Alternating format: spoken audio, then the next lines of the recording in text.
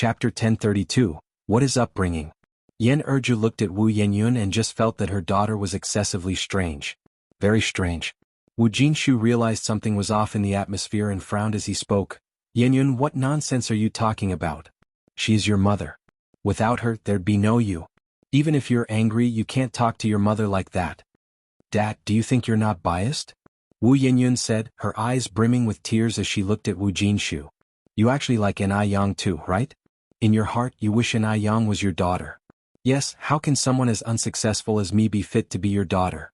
I'm sorry. I've disgraced you. Since you don't like me, you shouldn't have let her pick me up in the first place. Wu Yenyun had truly had enough. These past days she had been living in Yang's shadow. Everyone had been telling her to forgive Yang, to forgive the family. If she didn't, she would be seen as an ingrate. But had they ever considered that she was the victim? They had no right to accuse her. Wu Jinshu took a deep breath. After all, he was a man, so his endurance was much better than Wu Yenyun's. Yenyun, you're still young. When you grow older and have children of your own, when you become a parent, then you will know how difficult it is to raise a child. Go back to your room. You still have school tomorrow. Get some rest early tonight. Erju, let's go back to our room too. Wu Jinshu took Yan Erju's hand and walked back inside the house. If the standoff continued, the conflict would roll on like a snowball, growing larger and larger. Children are irrational. Parents cannot afford to be irrational as well. Erju, let's go. Wu Jinshu pulled Yan Erju back into the room and closed the door. Yan Erju lay on the bed, sobbing deep in muffled cries. For Wu Yenyun in her younger days she had endured so much from her mother-in-law. But now Wu Yenyun was treating her like this. No one could understand the sourness in her heart. Wu Jinshu consoled her. Erju, let it be. She's just a child who hasn't grown up yet. Just give it a few years, she will be fine. Why are you getting angry with your own child? Look at me, I'm not angry at all. Actually, our Yenyun is very sensible, it's just that she's a bit confused at the moment. Everyone has impulsive moments, she didn't do it on purpose. Yan Erju was speechless, her shoulders trembling. Is being non-biological really that significant? How could this child say such things to her? Yan Erju was not angry, she was heartbroken. Wu Jinshu continued, Erju, let it go. Yenyun didn't mean it, don't be upset. It took quite some time before Yan Erju stopped crying. Only then did Wu Jinshu breathe a sigh of relief. Erju, you sleep first, I'll go check on Yenyun. As a father and the man of the house, at times like this, he could only act as the peacemaker, comforting both sides. A harmonious family leads to prosperity in all things. Yan Erju nodded, go ahead. Wu Yenyun wasn't doing much better, lying with her face down at the desk, weeping quietly. She felt the world was truly unfair. Even if she had not been the Wu family's biological child before, at least her adoptive parents had treated her like their own. But now they had changed. They had become strangers to her. Today, if she was their biological child, they definitely wouldn't treat her like this. Yenyun? There came a knock at the door. Wu Yenyun sniffed and ignored Wu Jinshu outside. Wu Jinshu continued, Yenyun, I'm coming in. After a few seconds, Wu Jinshu pushed the door open from the outside. Wu Yenyun acted as if she hadn't heard these noises. Wu Jinshu brought a small stool over and sat next to Wu Yenyun. Yenyun, I've washed an apple for you. Do you want to eat one? Wu Yenyun said nothing. Wu Jinshu went on, Yenyun, I know you have difficulties and grievances, but you're not the only one in pain. Whether it's Yang or Yang's mom, they have their own hardships. Born in a tough time, everyone had no choice. Saying this, Wu Jinshu sighed, if you don't want to forgive them, your mom and I won't force you. But child, we cannot be people without conscience. Think about it carefully. Should you really treat your mom with that attitude tonight? No matter what, she is the person who raised you single-handedly. Without her you wouldn't be here. Perhaps it was this sentence that struck a nerve in Wu Yenyun, as she suddenly looked up at Wu Jinshu. But I never begged you to raise me.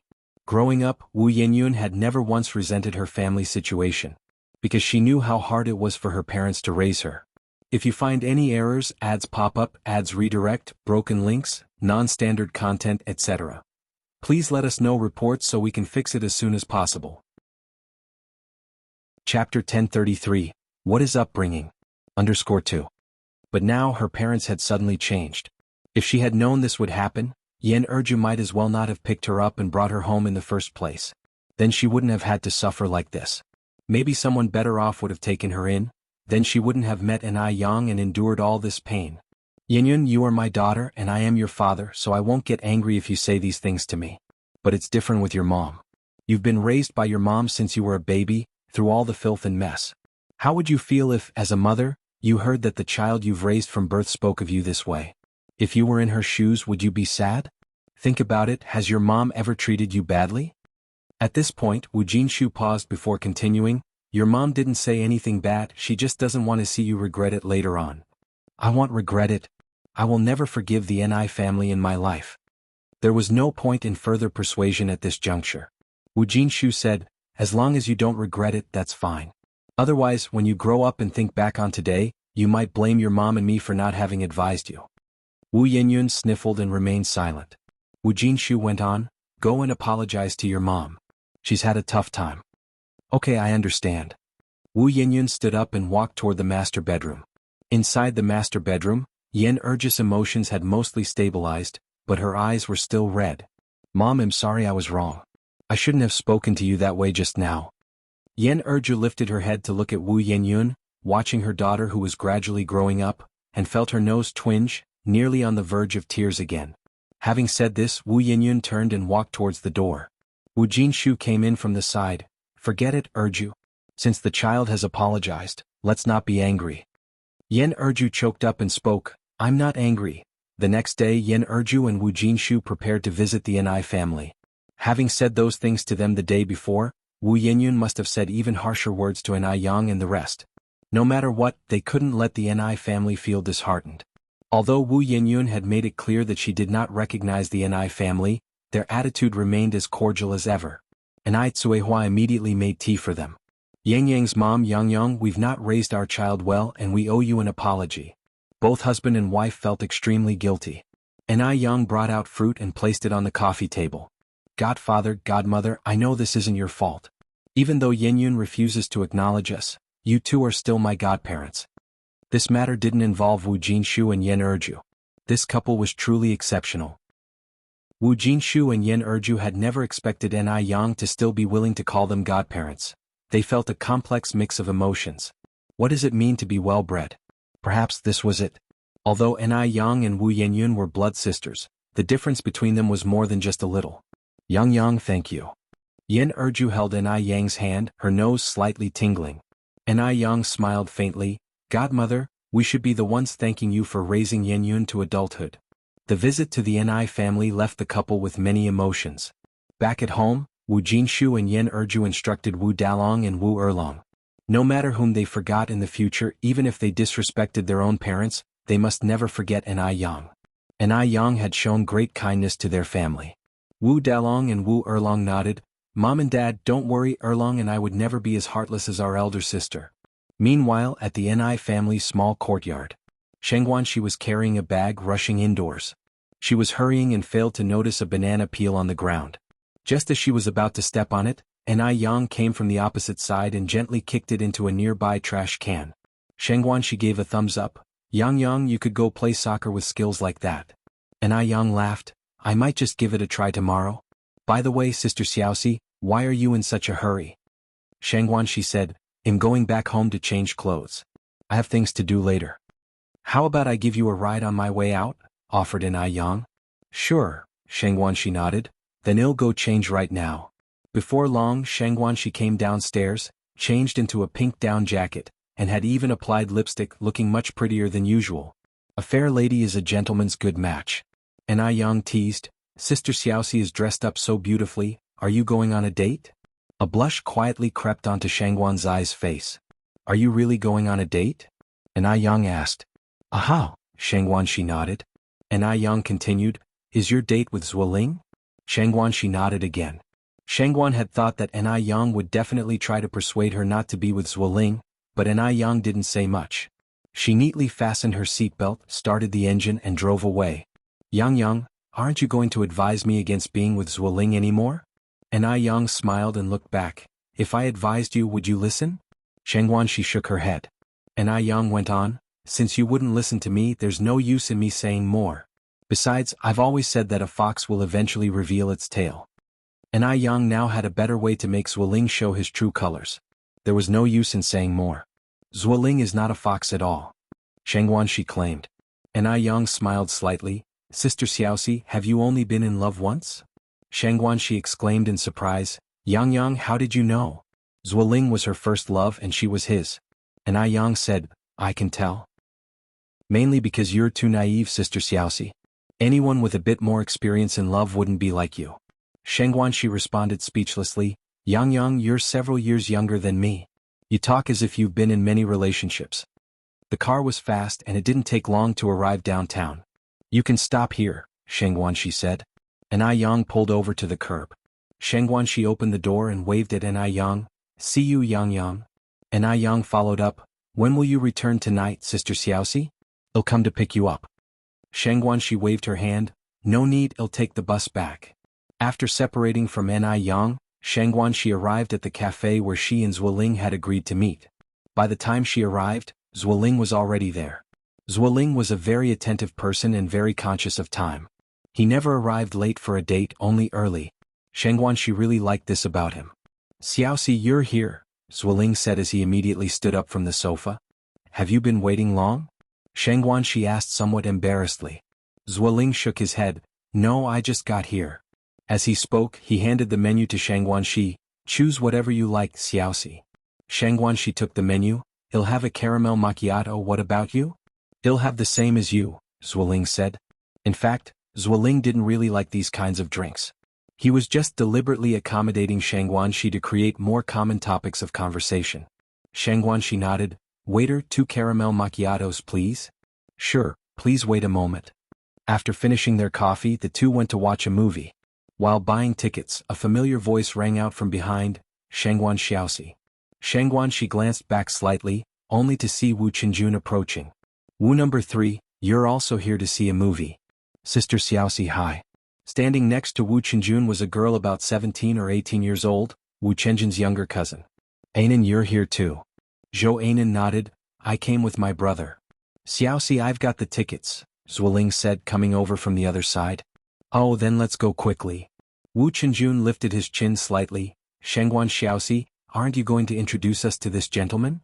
If you find any errors, ads pop up, ads redirect, broken links, non-standard content, etc. Please let us know reports so we can fix it as soon as possible. Chapter 1034. I've heard so much about you. Shangguanxi smiled and said, This is my boyfriend Zuoling, this is my childhood friend Wu Qinjun, and this is his cousin Zhou Anan. Wu Qinjun took the initiative to reach out his right hand. Mr. Zhou, I have heard much about you. From a distance last time, Wu Qinjun thought Shangguanxi's boyfriend wasn't much to look at, and now up close he seemed even less impressive. Shangguanxi's taste in men was questionable to say the least. She actually liked this kind of pretty boy. Hello. Zuoling reached out to shake Wu Qinjun's hand. In the gaze that passed between Zuoling and Wu Qinjun, Zuoling knew that Wu Qinjun didn't come with good intentions. Perhaps he came because of Shangguanxi. Right, Shangguanxi was so beautiful, who knows how many men outside coveted her. But even if Wu Qinjun liked Shangguanxi, what of it? Wu Qinjun lived in a small villa, drove a compact car and still lost to him. So what if you have money? With money you still get stepped on beneath my feet. Zuoling felt a full sense of superiority, reaching out to put his arm around Shangguanxi's shoulder. Xiaoxi, let's go inside, the movie is about to start. Okay. Shangguanxi turned her head to greet Wu Qinjun and Zhou Anan. Well, go in first then. Zhou Anan nodded. Okay, Sister Xiaoxi, you guys go ahead. Wu Qinjun's face remained expressionless, his eyes fixed on Zuoling's hand resting on Shangguanxi's shoulder. He wanted to chop off Zuoling's hand with an axe. Brother? Zhou Anan nudged Wu Qinjun. They're already far away. Damn. Wu Qinjun threw away the drink bottle in his hand, heart filled with an indescribable frustration. Brother, do you like Sister Xiaoxi? Zhou Anan asked tentatively. Wu Qinjun had been abroad for 3 years and only recently came back. During this time his family had introduced him to many girls, but Wu Qinjun wasn't interested in any of them. Could it be that Wu Qinjun fancied Shangguanxi? Zhou Anan swallowed hard. Brother, you don't really like Sister Xiaoxi, do you? Wu Qinjun didn't speak. Zhou Anan continued. Brother, does Sister Xiaoxi know that you like her? I think her boyfriend isn't even half as handsome as you. Sister Xiaoxi's taste is really poor. If I were her? Wu Qinjun looked at Zhou Anan and cut her off directly. Go watch the movie yourself. I have something to do, I'm leaving first. With that, Wu Qinjun turned and walked away. Zhou Ainen couldn't even catch up. After the movie ended, it was already past 6 in the evening. At 6 in the winter, it was already very dark. Zuoling escorted Shangguanxi to the bus station. The bus came every half hour, and when they arrived, the latest bus had just left.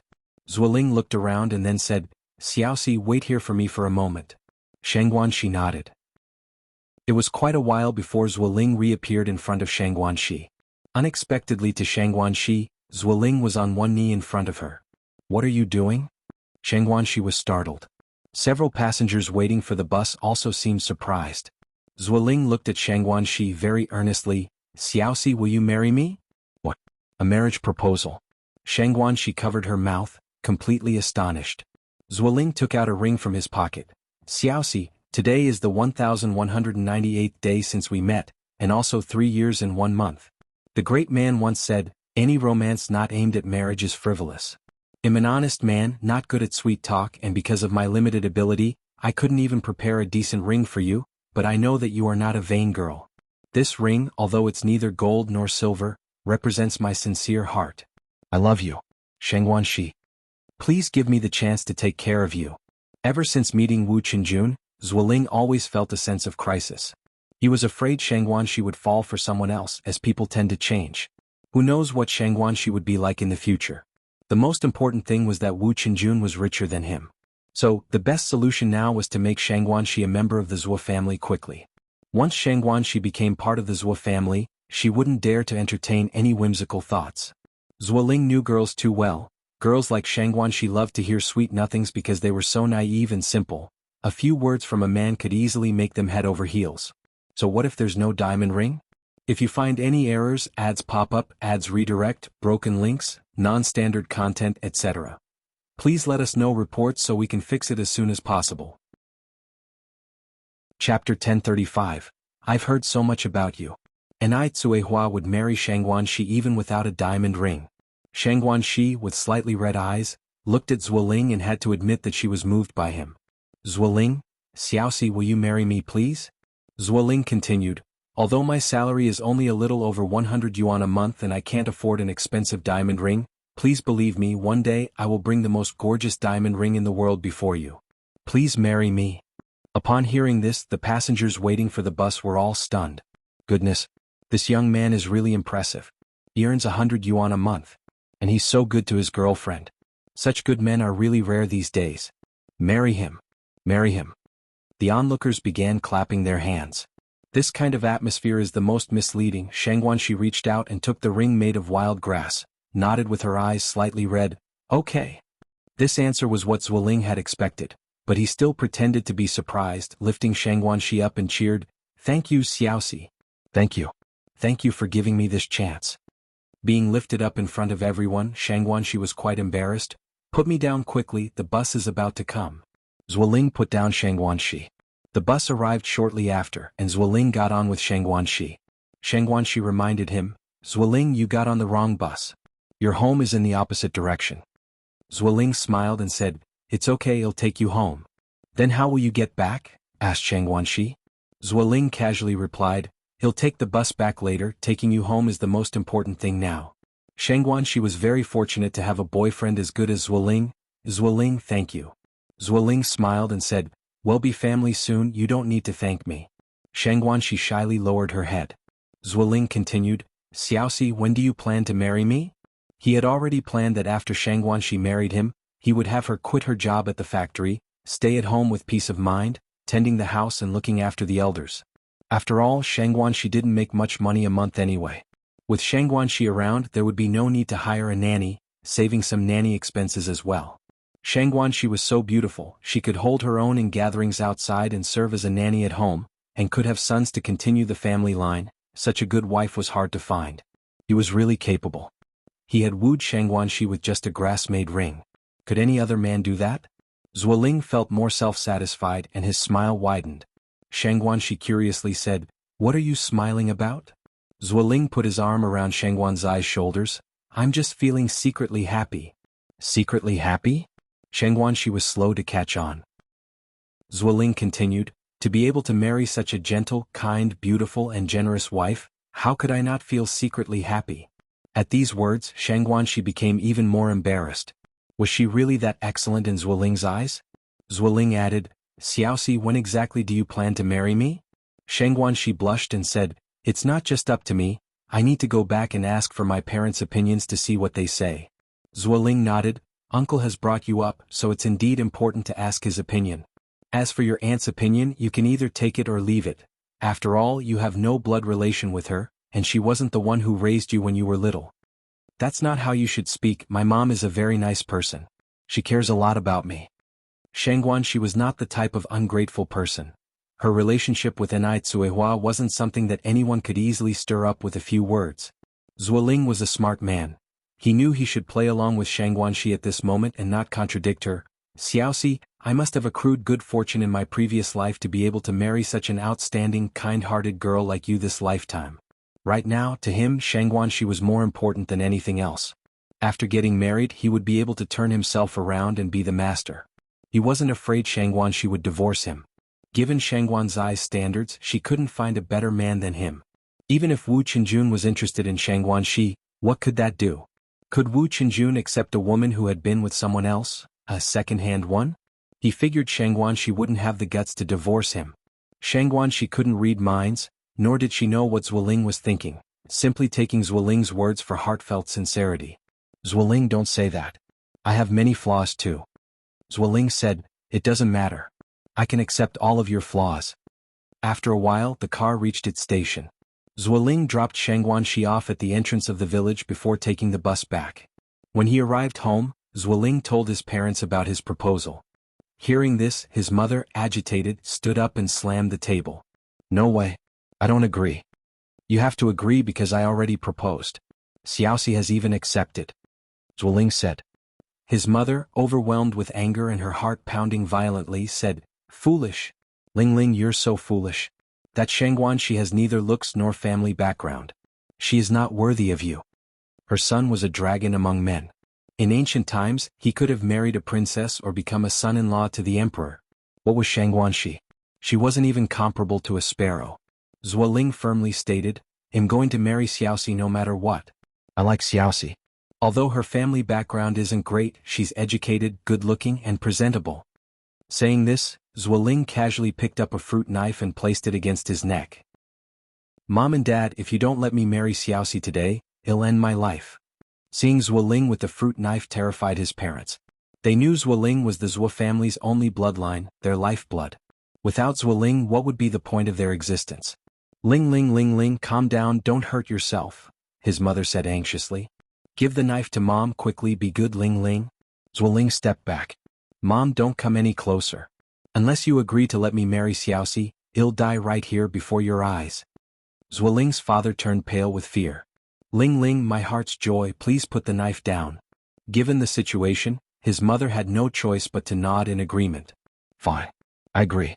I'll agree. She had underestimated Shangguanxi. She was a sly temptress. Look how she had bewitched her son. Such a person deserved no good end. In her mind, his mother cursed Shangguanxi 1,000 times over. Zuoling excitedly said, Mom, you really agree? Really? His mother continued nodding. When has Mom ever lied to you? Ling Ling, please give the knife to Mom. The fruit knife was brand new, extremely sharp. If it accidentally hurt Zuoling, that would be terrible. That wretch Shangguanxi would go to the 18th level of hell. Mom, you really aren't deceiving me? Zuoling was somewhat incredulous. Ling Ling, rest assured, Mom is not deceiving you, his mother said fervently. Zuoling then said, Mom, then swear to me if you're lying, your son should never have a good death. Hearing this, his mother's brow twitched. The silly child. To joke about his own life for a woman. Damn wretch. Sly temptress. You declare it. Zuoling urged, implying strongly that if his mother didn't swear, he was ready to take his own life. Swear now. Zuoling's father also urged his mother. Are you going to just watch Ling Ling hurt himself? If you find any errors, ads pop up, ads redirect, broken links, non-standard content, etc. Please let us know reports so we can fix it as soon as possible. Chapter 1036. A saying comes true at this point, mothers will grudgingly raise 3 fingers. Fine, I swear. Seeing his mother had sworn the oath, Zuoling then handed the knife to her. Taking the fruit knife, mothers felt a sigh of relief. Zuoling continued, Mom, don't worry, Xiaoxi is a very good girl. She will take good care of you and Dad in the future. Mother Zhuo sighed, what's the use of being filial? She can't even give birth to a son. Our Zhuo family will be ruined by that woman. And who knows whether she's genuinely filial or just pretending. How filial can someone be who's bewitched her own son into threatening his parents with his life? Mother Zhuo was now seething with suppressed anger. Just wait. Once that little bitch Shangguanxi marries into our family, shall see how he'll deal with her. Zuoling said with a smile, Mom, don't worry. After we get married, I'll have Xiaoxi quit her job to take care of you two at home, and then we can have 2 children. I guarantee every single one of them will be a boy. You guarantee? Mother Zhuo looked at Zuoling, trying to suppress the fury in her heart. You talk nicely, but what can you guarantee with?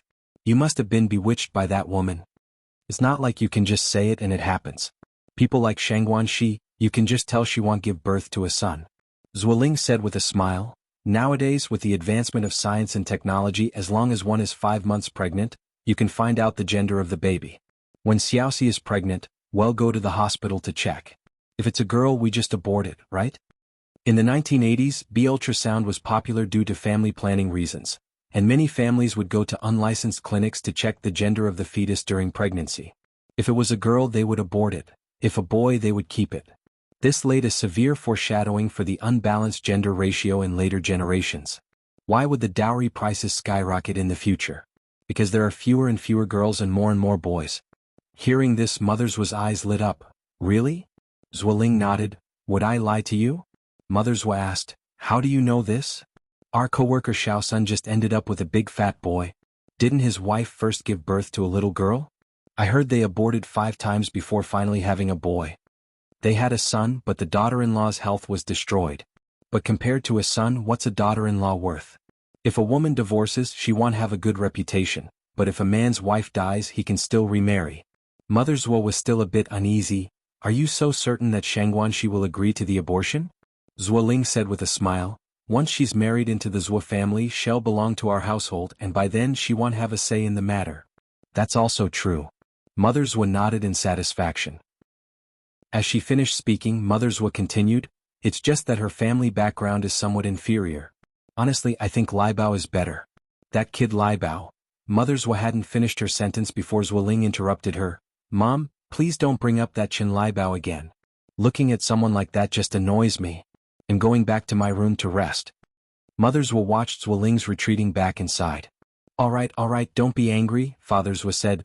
I think Lingling has gotten quite thinner these days. Don't we still have Bird's Nest at home?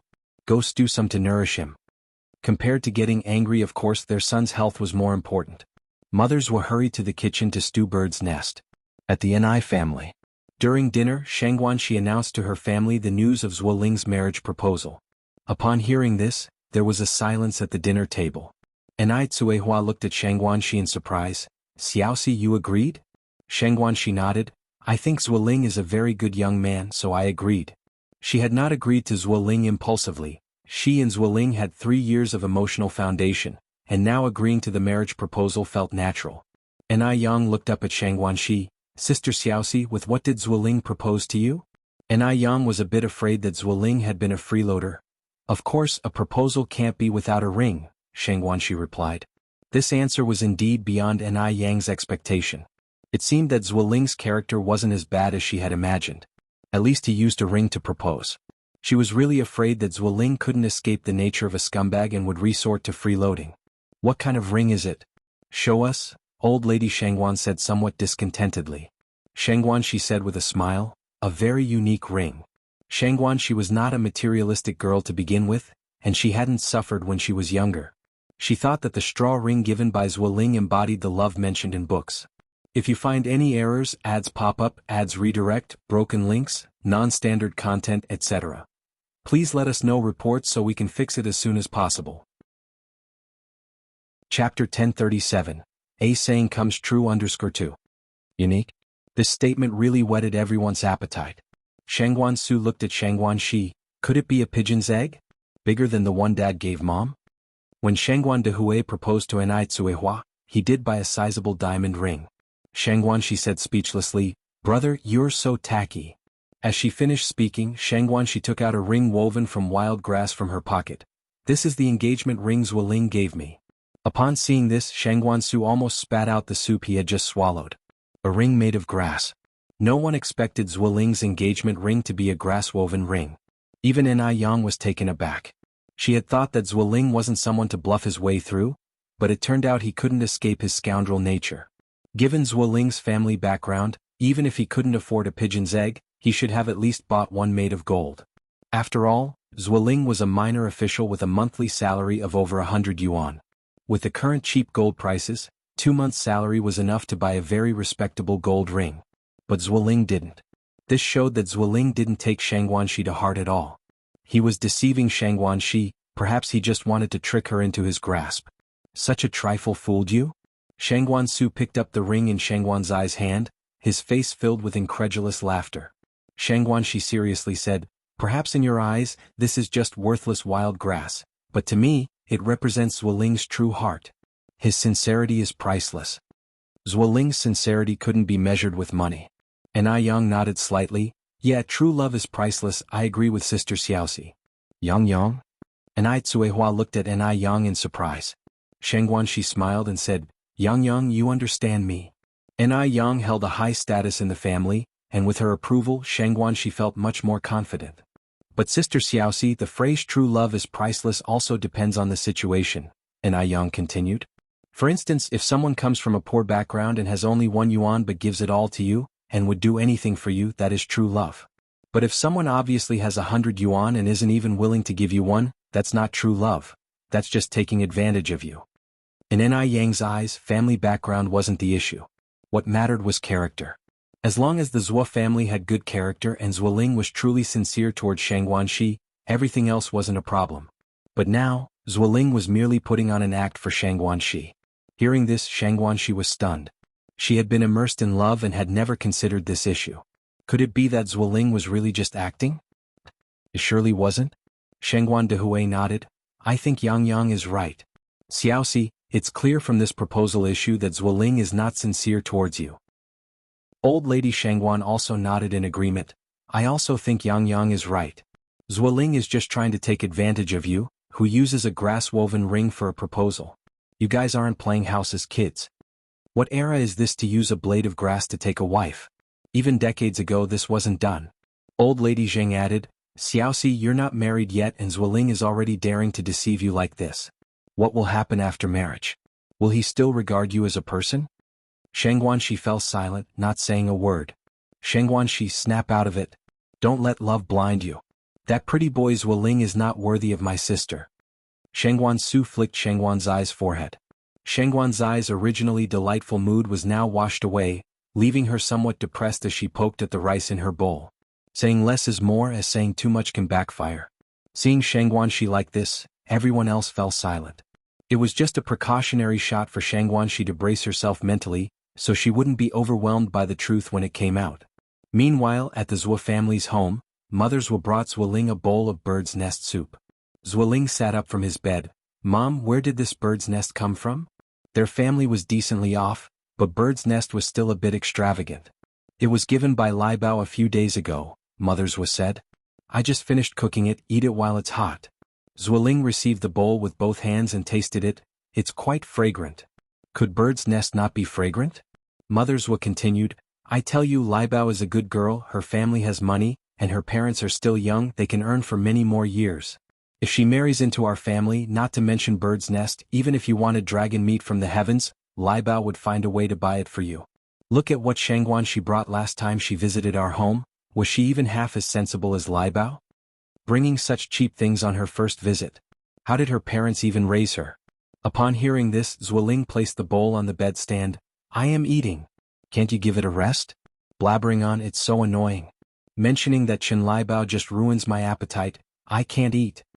Mother Zuo, looking anxious, said, all right, I won't speak of it anymore, just eat." Mother Zuo then picked up the bowl of bird's nest again. After Zuoling finished the bird's nest, Mother Zuo added, "Did I hear that you proposed to Shang Guanxi? How did you propose? You didn't borrow money from someone, did you?" Where would Zuoling get money for an engagement ring since he handed over his monthly salary to her? Zuoling laughed. "Don't worry, your son is so outstanding, I didn't need a ring to propose, I won Shang Guanxi over with just a wildflower." Really? Mother's Zhuo looked incredulous. Absolutely. Zhuoling boasted proudly, you should see who your son is. Mother's Zhuo spoke again, that's true. Thinking about Shangguanzai's situation, she must be dying to pay you instead. Getting a wildflower from you is already good enough. How could she even dream of anything else? Not to mention Chen Liebao, the Chen family's circumstances are certainly not poor, and yet Chen Liebao is still looking to win over Zhuoling. Who would blame her son for being competent? If Shangguanxi was capable, she'd have men paying her instead. Zhuoling then asked, by the way Mom, where did you store the leftover bird's nest? I placed it on the cabinet. Okay. Zhuoling nodded.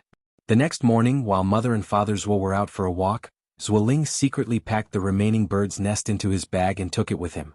Due to last night's ordeal, Shangguanxi hadn't slept well and looked rather worn out by morning.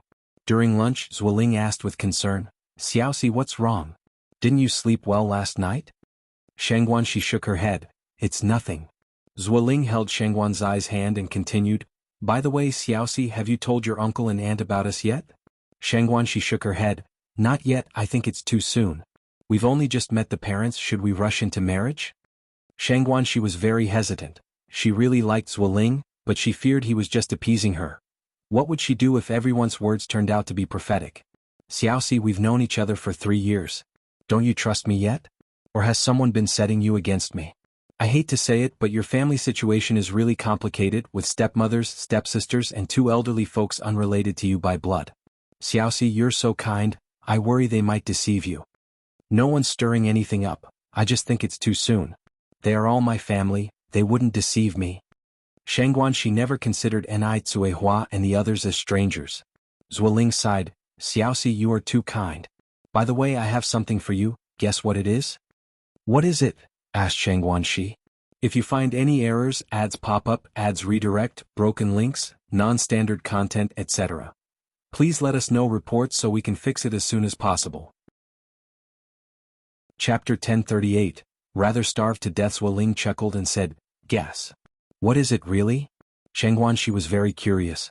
Could it be that Zhuoling had bought her a ring? Zhuoling took out the box he had prepared earlier. Seeing what was inside the box, Shangguanxi was stunned for a moment. Bird's nest. Zhuoling nodded, yes, it's bird's nest. Bird's nest is a great thing, especially good for girls. Not only does it have beautifying effects, but it also nourishes yin and tonifies the lungs. I was actually thinking of buying you a ring, but then I thought, a ring is just for show and not really practical. It'd be better to improve your health, so I used the money for the ring to ask a friend to buy it from abroad. Zhuoling's skill at deceit was profound. He could lie without batting an eyelid, making it seem as if the bird's nest really was something he had asked someone to buy abroad. He seemed to have completely forgotten who the real owner of this bird's nest was. Really? Shangguanxi was taken aback for a moment, not knowing quite how to feel. Last night, she hadn't slept at all because of the ring, and now it turned out that things weren't at all what she had imagined. So Zhuoling had her best interests at heart. She had misunderstood Zhuoling. For a moment, the look Shangguanxi gave Zhuoling was filled with guilt. She felt she really owed Zhuoling an apology. Zhuoling was so good to her, yet she had doubted him. Zhuoling smiled and said, I specially bought it for you, how could it be fake? Thank you, Zhuoling. Shangguanzai's eyes reddened slightly as she embraced Zhuoling. Silly girl, there's no need to be polite with me. Zhuoling felt very pleased with himself. Over at the Zhuo family, Zhuo's mother was chatting with the neighbors about Zhuoling's marriage proposal.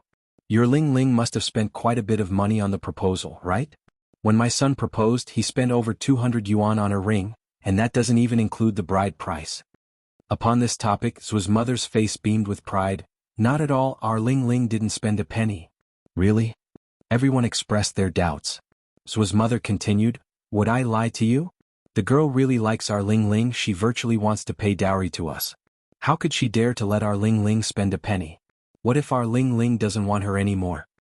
As these words were spoken, who wouldn't envy Zhuo's mother? How could she be so capable? To have such an outstanding son. Is Ling Ling's girlfriend the one who came last time? The tall, thin one? Yes, yes, yes, Zhuo's mother nodded, that's her. Aunt Wu, you've seen her, right? I saw her last time she came over. The girl is very pretty. In her heart, Aunt Wu thought that while the girl was pretty, she seemed a bit simple-minded. Otherwise, why would she fall for Zhuoling? Zhuo's mother's smile was so broad it nearly stretched ear to ear. What's the use of being pretty? To tell you the truth, I actually prefer Chen Lai Bao. Speak of the devil and he shall appear. Mama Ling, look who's coming. Aunt Wu pointed in the direction of the street corner. Zuo's mother turned her head to look, only to see the person walking towards them, laden with large and small packages, was none other than Chen Lai Bao. I won't keep you, I need to greet our future daughter-in-law. Zuo's mother deliberately raised her voice when she said future daughter-in-law, because only in this way could Chen Lai Bao hear her. Chen Lai Bao did hear her and was delighted, which motivated her to carry the parcels to the Zuo family's home. Auntie. Chen Lai Bao was truly very plump, to the point that Zuo's mother seemed almost non-existent next to her. Even a slight stomp of her foot gave the sensation of an earthquake. Zuo's mother kindly said, Lai Bao has come. Don't tire yourself, let Auntie carry those for you. Beads of sweat pooled on Chen Lai Bao's forehead as she panted heavily. No need, Auntie. I can carry them myself. They're too heavy for you to lift. Zuo's mother said, You're such a dutiful child, always bringing so many things whenever you come over. Your parents are so blessed to have such a good daughter like you. I don't have your parents' luck, having given birth to 7 daughters, each one more disobedient than the last. Despite her weight, Chen Lai Bao was no fool.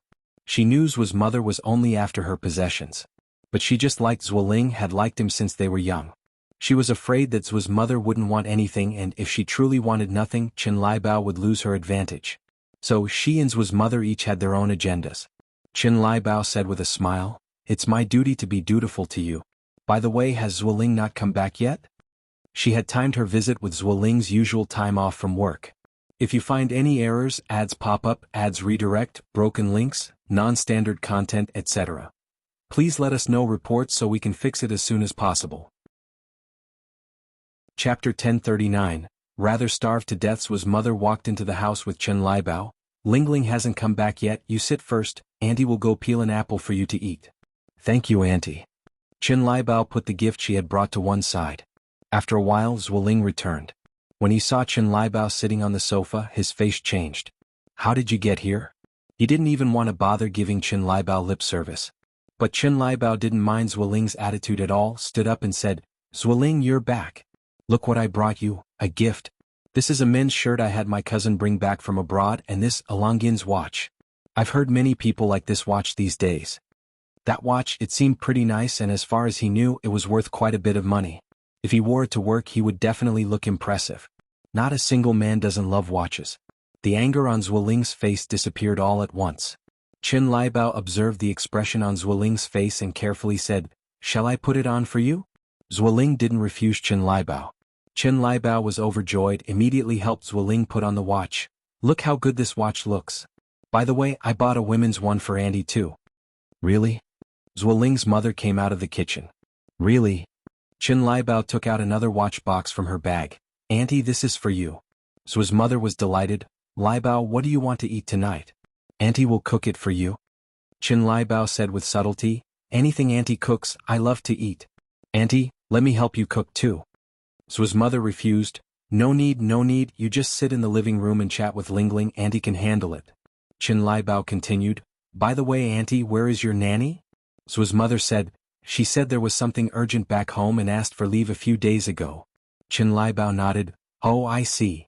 Normally, Zuo Ling would certainly not be willing to sit on the sofa and chat with Chen Lai Bao, this pigsy, but today was different. After all, he had just accepted Chen Lai Bao's watch. What if Chen Lai Bao got upset and regretted giving it? A true man can be flexible. What TV do you want to watch? Zuo Ling picked up the remote control and asked for Chen Lai Bao's preference. Chen Lai Bao looked shy. Whatever channel you tune to, I like to watch. Zuo Ling felt goosebumps rise all over his skin. He really couldn't stand it. This Chen Lai Bao. Although Zuo Ling really disliked Chen Lai Bao, he still endured the nauseating feeling and randomly selected a channel. Chen Lai Bao now had no interest in watching TV, her gaze full of tenderness fixated on Zuo Ling, as if she wished she could marry him and have kids right then and there. I need to use the bathroom. Zuo Ling couldn't take it anymore and stood up from the sofa. He'll go too. Chen Lai Bao also stood up. I'm going to the bathroom, why are you following? Zuo Ling turned to look at Chen Lai Bao. Chen Lai Bao said lovingly, I'm accompanying you. Zuo Ling, fighting back the urge to vomit, quickly headed towards the bathroom and closed the door behind him. Zuo Ling sat on the toilet for more than half an hour before he went to open the door. Zuo Ling, are you okay?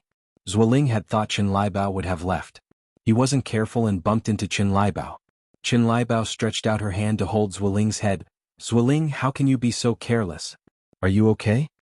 Zuoling's head was firmly pressed against her chest by Chen Liebao, and he was nearly suffocating. Let go. Let me go.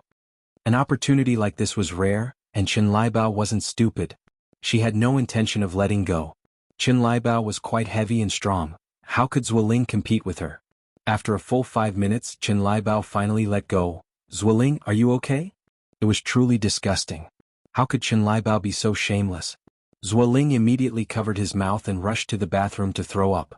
The sound of retching was loud. He wished he could vomit out everything he had eaten the night before. In no time his face turned pale. Chen Liebao squatted beside Zuoling. Zuoling, are you okay? What's wrong? Why are you throwing up? Do you feel unwell? Do you need to see a doctor? Zuoling was fuming inside, but he couldn't show it outwardly. I'm fine, I just need to lie down on the bed for a while. Please step aside. He'll help you to your room. No need. Zuoling waved his hand, feeling like vomiting at the sight of Chen Liebao. Chen Liebao shook his head in frustration. Right, how could a sick person walk? I should carry you to the room. Hearing this, Zuoling looked at Chen Liebao with a face full of terror. Before he could react, he was scooped up by Chen Liebao, as effortlessly as an eagle picking up a chick. After carrying Zuoling to the room, Chen Liebao considerately covered him with a blanket and checked the temperature of his forehead with her hand. Zuoling was nearly disgusted to death by Chen Liebao and finally couldn't take it anymore. Would you please leave? Are you sending me away? Chen Liebao looked at Zuoling with a face full of hurt. Get out, don't make me repeat myself a third time. I'm going to rest now. Disgust was written all over Zuoling's face. Chen Liebao looked at Zuoling unwillingly. But I want to stay with you. I really like you and you know it. Zuoling looked at her coldly. Chen Liebao wasn't intimidated by Zuoling's demeanor. If anything, she seemed even more smitten. She really liked Zuoling too much. Zuoling was speechless. He couldn't understand how someone could be so shameless. Didn't Chen Liebao know what she looked like? She, resembling Zhu Beiji, fancied him? She showed not the slightest self-awareness. Zuoling suppressed the churning in his stomach, turned over, and faced away from Chen Liebao. Chen Liebao, with her hands propping up her chin, gazed at Zuoling with infatuation, wishing she could burn 2 holes in his back. After a while, mothers were finished cooking and called them to eat. With a Zhu Beiji around, how could Zuoling have an appetite? Mom, you all go ahead, I'm not hungry. Mothers knew Zuoling disliked Chen Liebao, and his lack of appetite was due to his disgust for her. If you're not eating, so be it. Let's go, Liebao, we're going to eat. Chen Liebao was concerned for Zuoling. How can you not eat? Man is iron, food is steel, you'll get hungry if you skip a meal. Zuoling, come on, get up, let's eat together. I'm not eating. Zuoling's attitude was somewhat unfriendly. Mother Zua immediately snapped at Zuoling. You child, how can you talk to Liebao like that? Chen Liebao waved her hand.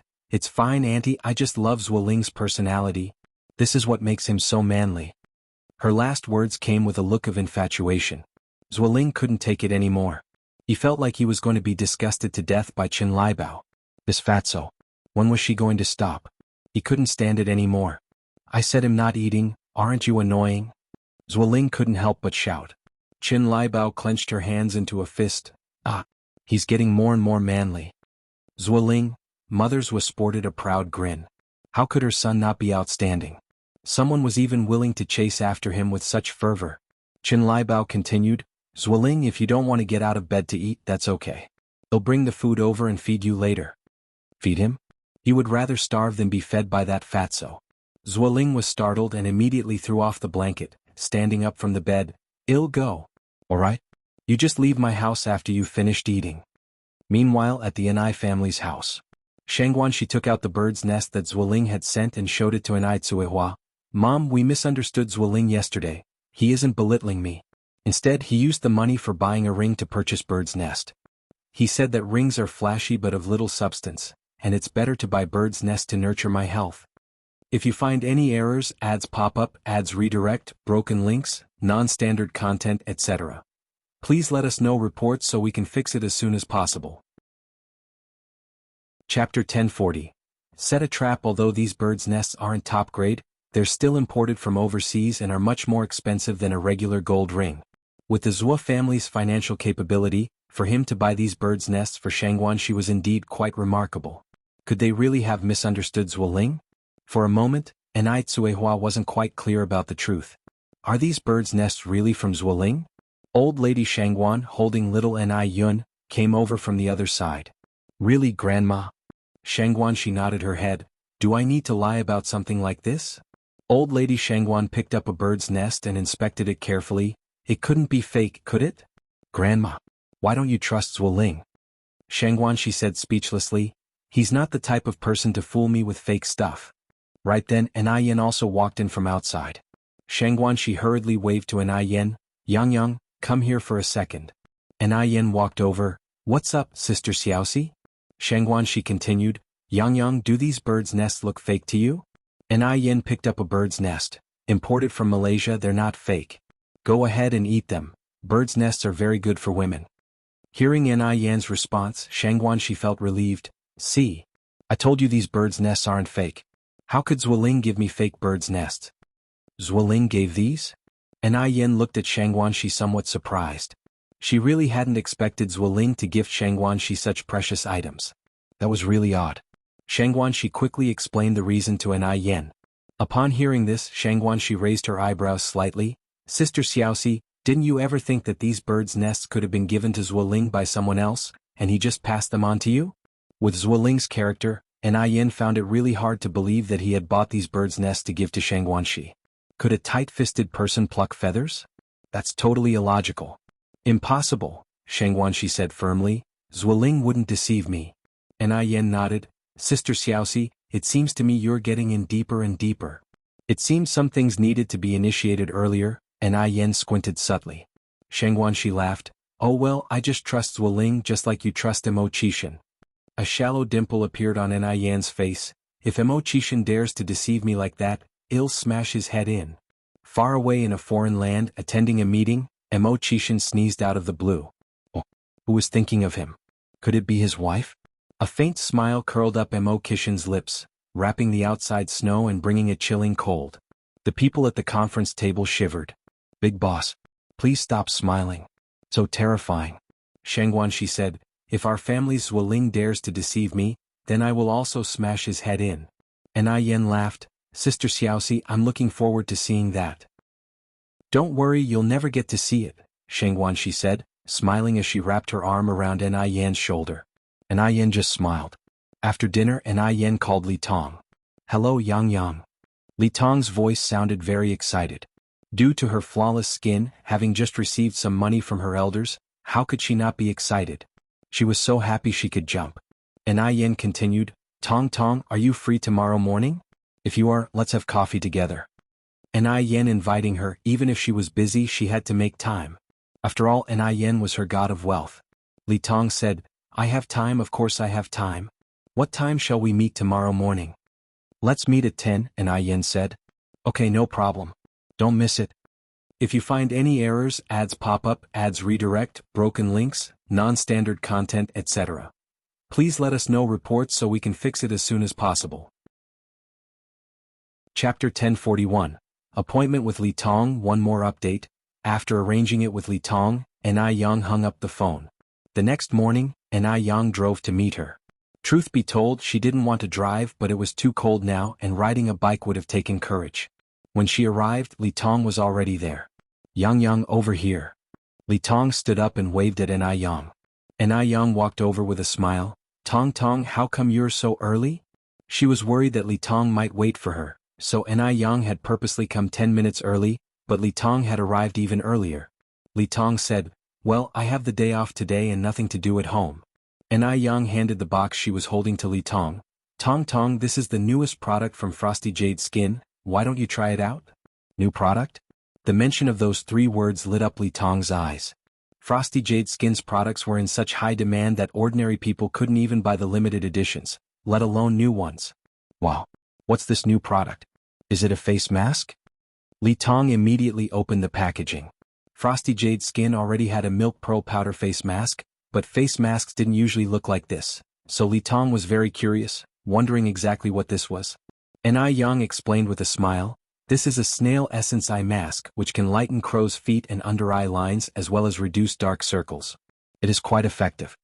Dark circles would appear from staying up late, and no matter how much foundation you applied, you couldn't completely cover them up. This eye mask was simply a savior for night owls. Good skincare products shouldn't stay the same forever, so recently Frosty Jade Skin had not only added eye masks but had also launched several affordable skincare products. Of course, good things were meant to be shared. Eye mask? Do you use it on your eyes?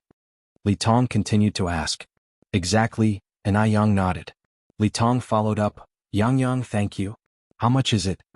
Although she hadn't used this eye mask yet, Li Tong was already a loyal fan of Frosty Jade Skin.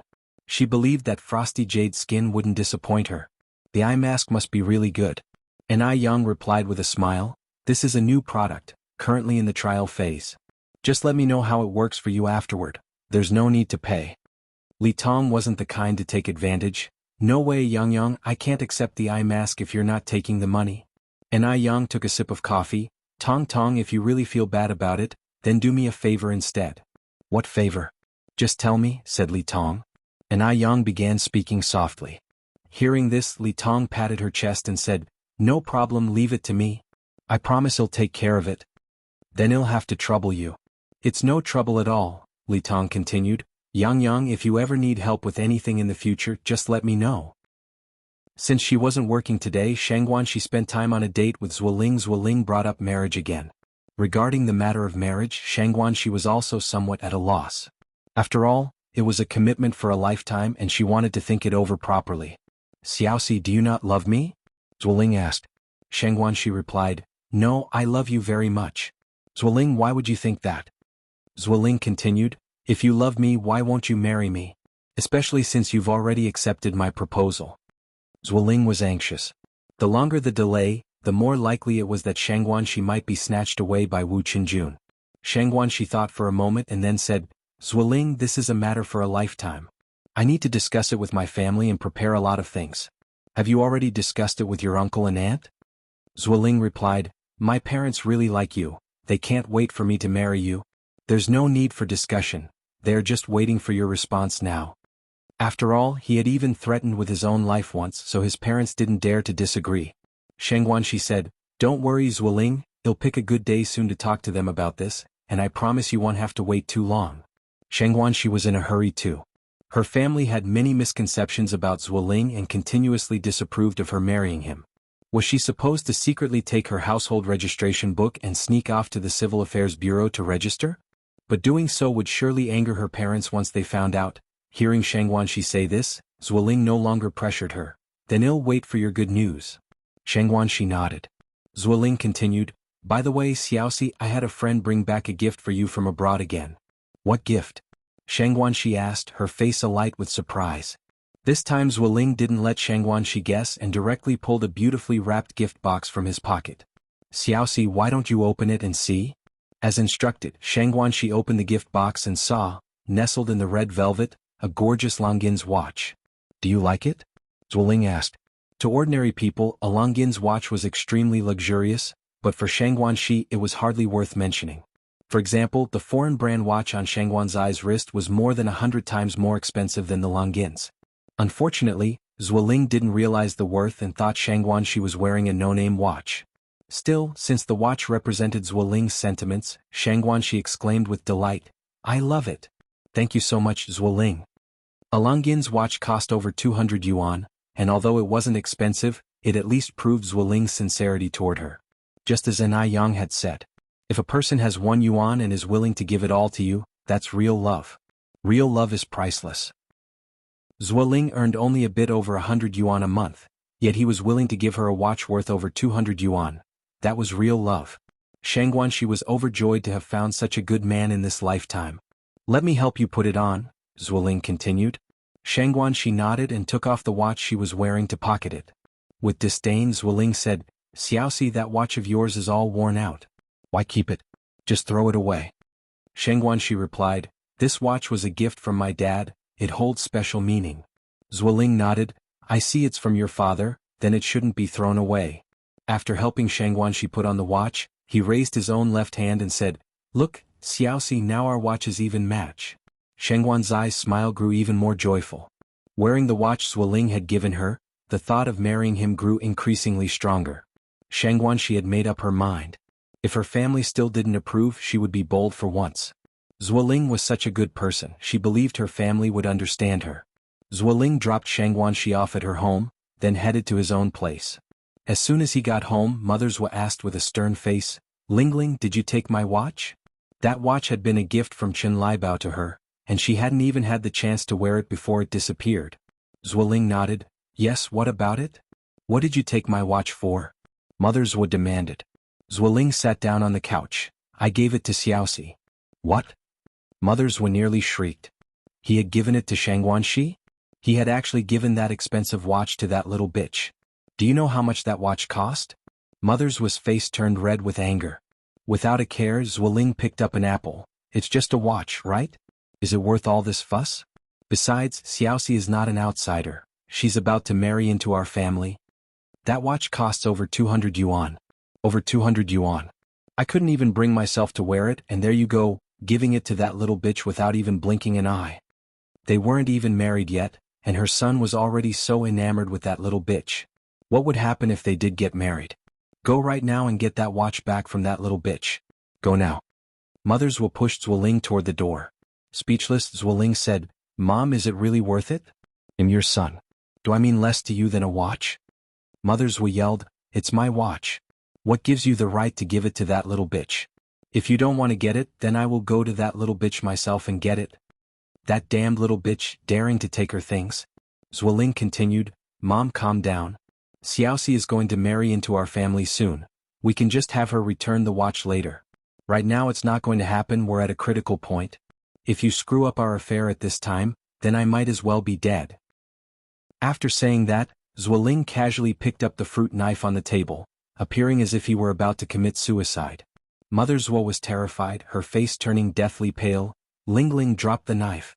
"Put down the knife." Zuoling placed the fruit knife down. "Mom, don't worry. Once Xiaoxi steps into our home, you can treat her however you want and I won't stop you. But not now. If you find any errors, ads pop up, ads redirect, broken links, non-standard content, etc., please let us know reports so we can fix it as soon as possible." Chapter 1042, Beauty Trap, Second Update. He had to appease Shangguanxi properly now.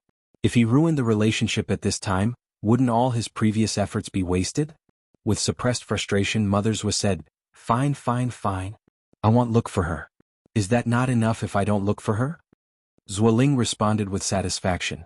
"If you had acted like this earlier, I wouldn't have needed to get involved." At that moment, a voice came from the kitchen. "Wife, where did you put our bird's nest?" Birds' nests usually have some feathers, so the task of picking them fell to Father Zhuo. Hearing the words bird's nest, Zuoling's brow twitched, and the apple in his hand suddenly lost its appeal. Mother Zhuo said, "Isn't it on top of the cabinet? Look carefully." "There's nothing. I only found an empty box." Father Zhuo replied. Mother Zhuo, already full of anger and nowhere to vent it, snapped, "You useless idiot. You can't even find something as big as a bird's nest. What can you even do properly?" Father Zhuo replied grievously, "There really is only an empty box." Just then Zuoling continued, "Mom, I took the bird's nest." "You took it?" Mother Zhuo looked at Zuoling in surprise. "What did you need the bird's nest for?" As soon as she finished speaking, Mother Zhuo realized, "Oh no. You didn't take our family's bird's nest to give to that little bitch, did you?" By the last sentence, Mother Zhuo's voice had changed. Zuoling nodded, "Yeah." Mother Zhuo really wanted to slap Zuoling to death, but looking at her beloved son's face, she couldn't bring herself to do it and instead took out her anger on Father Zhuo. "You useless idiot. Look at your great son. Oh my God. My bird's nest. The bird's nest I couldn't bear to eat myself was wasted on that little bitch." Mother Zhuo hit and punched Father Zhuo. She was furious. Father Zhuo was so angry he wanted to scold Zuoling, but he couldn't bring himself to do it and had to suppress his anger. That night, when it was time to sleep, Mother Zhuo felt more and more uneasy as she kept tossing and turning. She was heartbroken. There might be a chance to get the watch back, but not the bird's nest. Who knows, the bird's nest might have already ended up in that little bitch's stomach. "Sleep, just sleep," Father Zhuo said helplessly. "It's gone, let it be. Anyway, the Liebao family is rich, so we'll just ask Liebao to give us another one later." Mother Zhuo responded angrily, "Liebao is not a fool. Our Lingling is about to marry that little bitch. Would Liebao still send stuff to our house?" Father Zhuo then suggested, Then we'll just have to deceive Liebao, it's not like they are getting married right away. Mothers thought this was a good idea and paid a visit to Chen Leibao's house the next day. That visit indeed proved to be very fruitful. Morning light group. When lunchtime arrived, Zuoling was anxious to meet Shang Guanxi, and he hurried to the cafeteria. He accidentally bumped into someone. And it was a beauty. Ach, are you blind? I'm so sorry, are you alright? Zuoling immediately apologized. He knew this beauty, her name was Li Tong, and she worked in the department next door. It was said that Li Tong's family had a powerful background and had connections with the company's CEO, which was why she managed to have an office job. Li Tong looked up, saw Zuoling's face and froze, a blush coloring her cheeks. It's okay. Zuoling also froze. As an experienced player in love games, he knew exactly why Li Tong was blushing. It was clearly the look of a young girl struck by love. Could it be that Li Tong had fallen for him? He was so handsome, youthful and promising with a high education level, it was completely normal for Li Tong to fall for him. Zuoling's heart raced. You see, Li Tong had far better qualifications than Shang Guanxi. Shang Guanxi had only her looks. Li Tong had the looks, the body, the education, not to mention her family background. Shang Guanxi couldn't compare to even 1/10,000th of Li Tong. Zuoling hadn't even come back to his senses when he heard Li Tong ask, "What's your name? I don't think I've seen you before." Hearing this, Zuoling pointed to his work badge and said, "Im Zuoling." Li Tong nodded, "Im Li Tong, just call me Tong Tong." Tong Tong. Zuoling's heart immediately fluttered. A woman wanting to be addressed so intimately clearly meant something significant. "I have to go ahead for something else," Li Tong said, then walked in a different direction. Zuoling wanted to follow her but was afraid of being too forward, so he stared at Li Tong's back for a long time. Li Tong was beautiful and had a particularly cold demeanor. Several male colleagues in the office had tried to pursue her but all had eventually given up. Over time, no one dared to pursue Li Tong anymore. Zuoling hadn't expected Li Tong to treat him differently. The more Zuoling thought about it, the more excited he became, so much so that he was distracted while having dinner with Shang Guanxi. As they ate, Shang Guanxi said, "Zuoling, I mentioned us to my parents last night, but they seem to misunderstand you and temporarily don't approve of our relationship. I'm so sorry." Shang Guanxi felt very guilty as Zuoling had been waiting for her, but she kept disappointing him. "Zuoling must be very upset right now?" Zuoling said, it's okay. Seeing Zuoling like this, Shang Guanxi thought he was angry and continued, "Zuoling, I've made up my mind, he'll sneak our household registration book from home. Let's quietly go to the Civil Affairs Bureau and register our marriage." "Oh, okay." Zuoling nodded absent-mindedly, then suddenly realized something was off. "No. Xiaoxi, what did you just say?" Had Zuoling been too excited and hallucinated?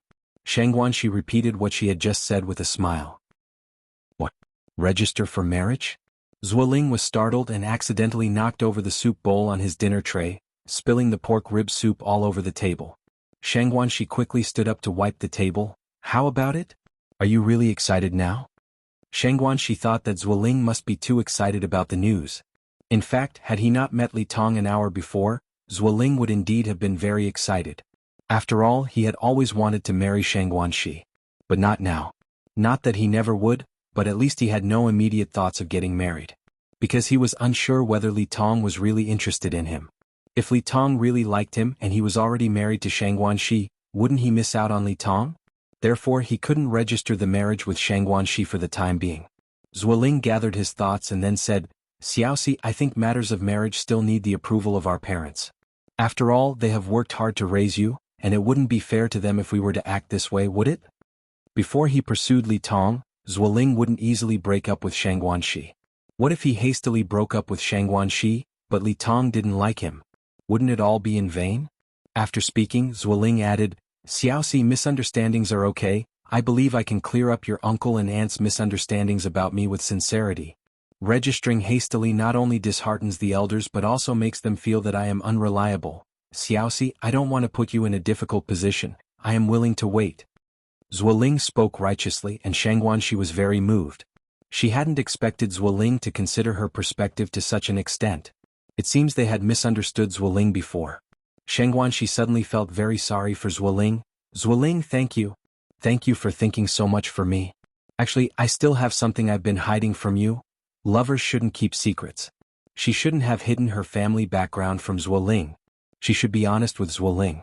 Just then Zuoling suddenly saw Li Tong. Li Tong was walking this way. He absolutely couldn't let Li Tong see him with Shangguanxi. Zuoling suddenly stood up and said, "Xiaoxi, I suddenly feel a bit unwell, I'm going back to the office." Hearing that Zuoling felt unwell, Shangguanxi said with a concerned face, "Zuoling, are you okay? Do you need to go to the hospital?" "No, I'm fine," Zuoling continued, "He'll just rest at the office for a bit. Don't follow me, go ahead and eat." As he finished speaking, Zuoling ran off like a shot. Shangguanxi didn't think much of it, assuming Zuoling was just concerned she hadn't eaten enough.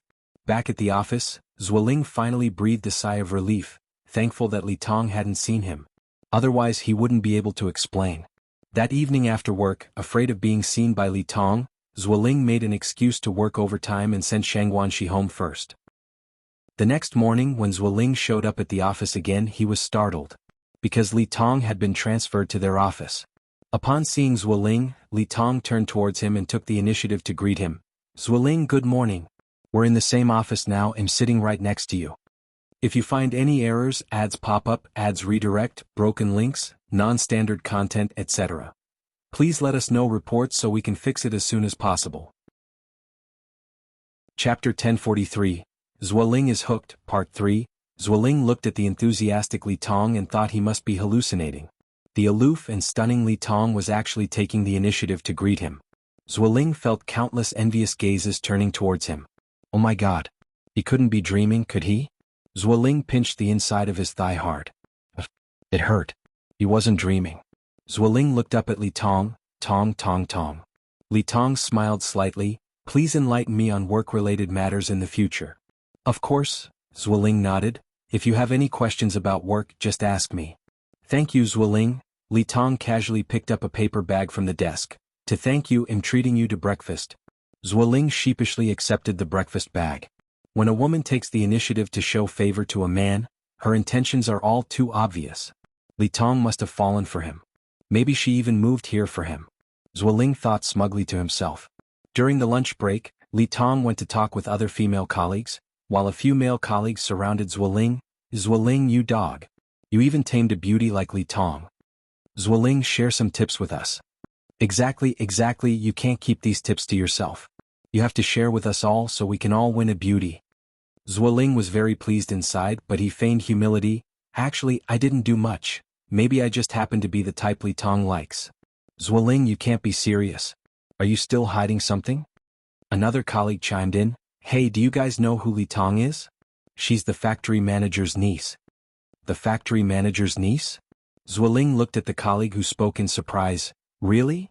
Although he knew there was some connection between Li Tong and the factory manager, he didn't know Li Tong was actually the niece of the factory manager. Their factory manager was in her 50s, still unmarried, without any children of her own. If Li Tong really was her niece, then she was almost like a daughter to her. After the factory manager passes away, the factory would belong to Li Tong. Of course it's true.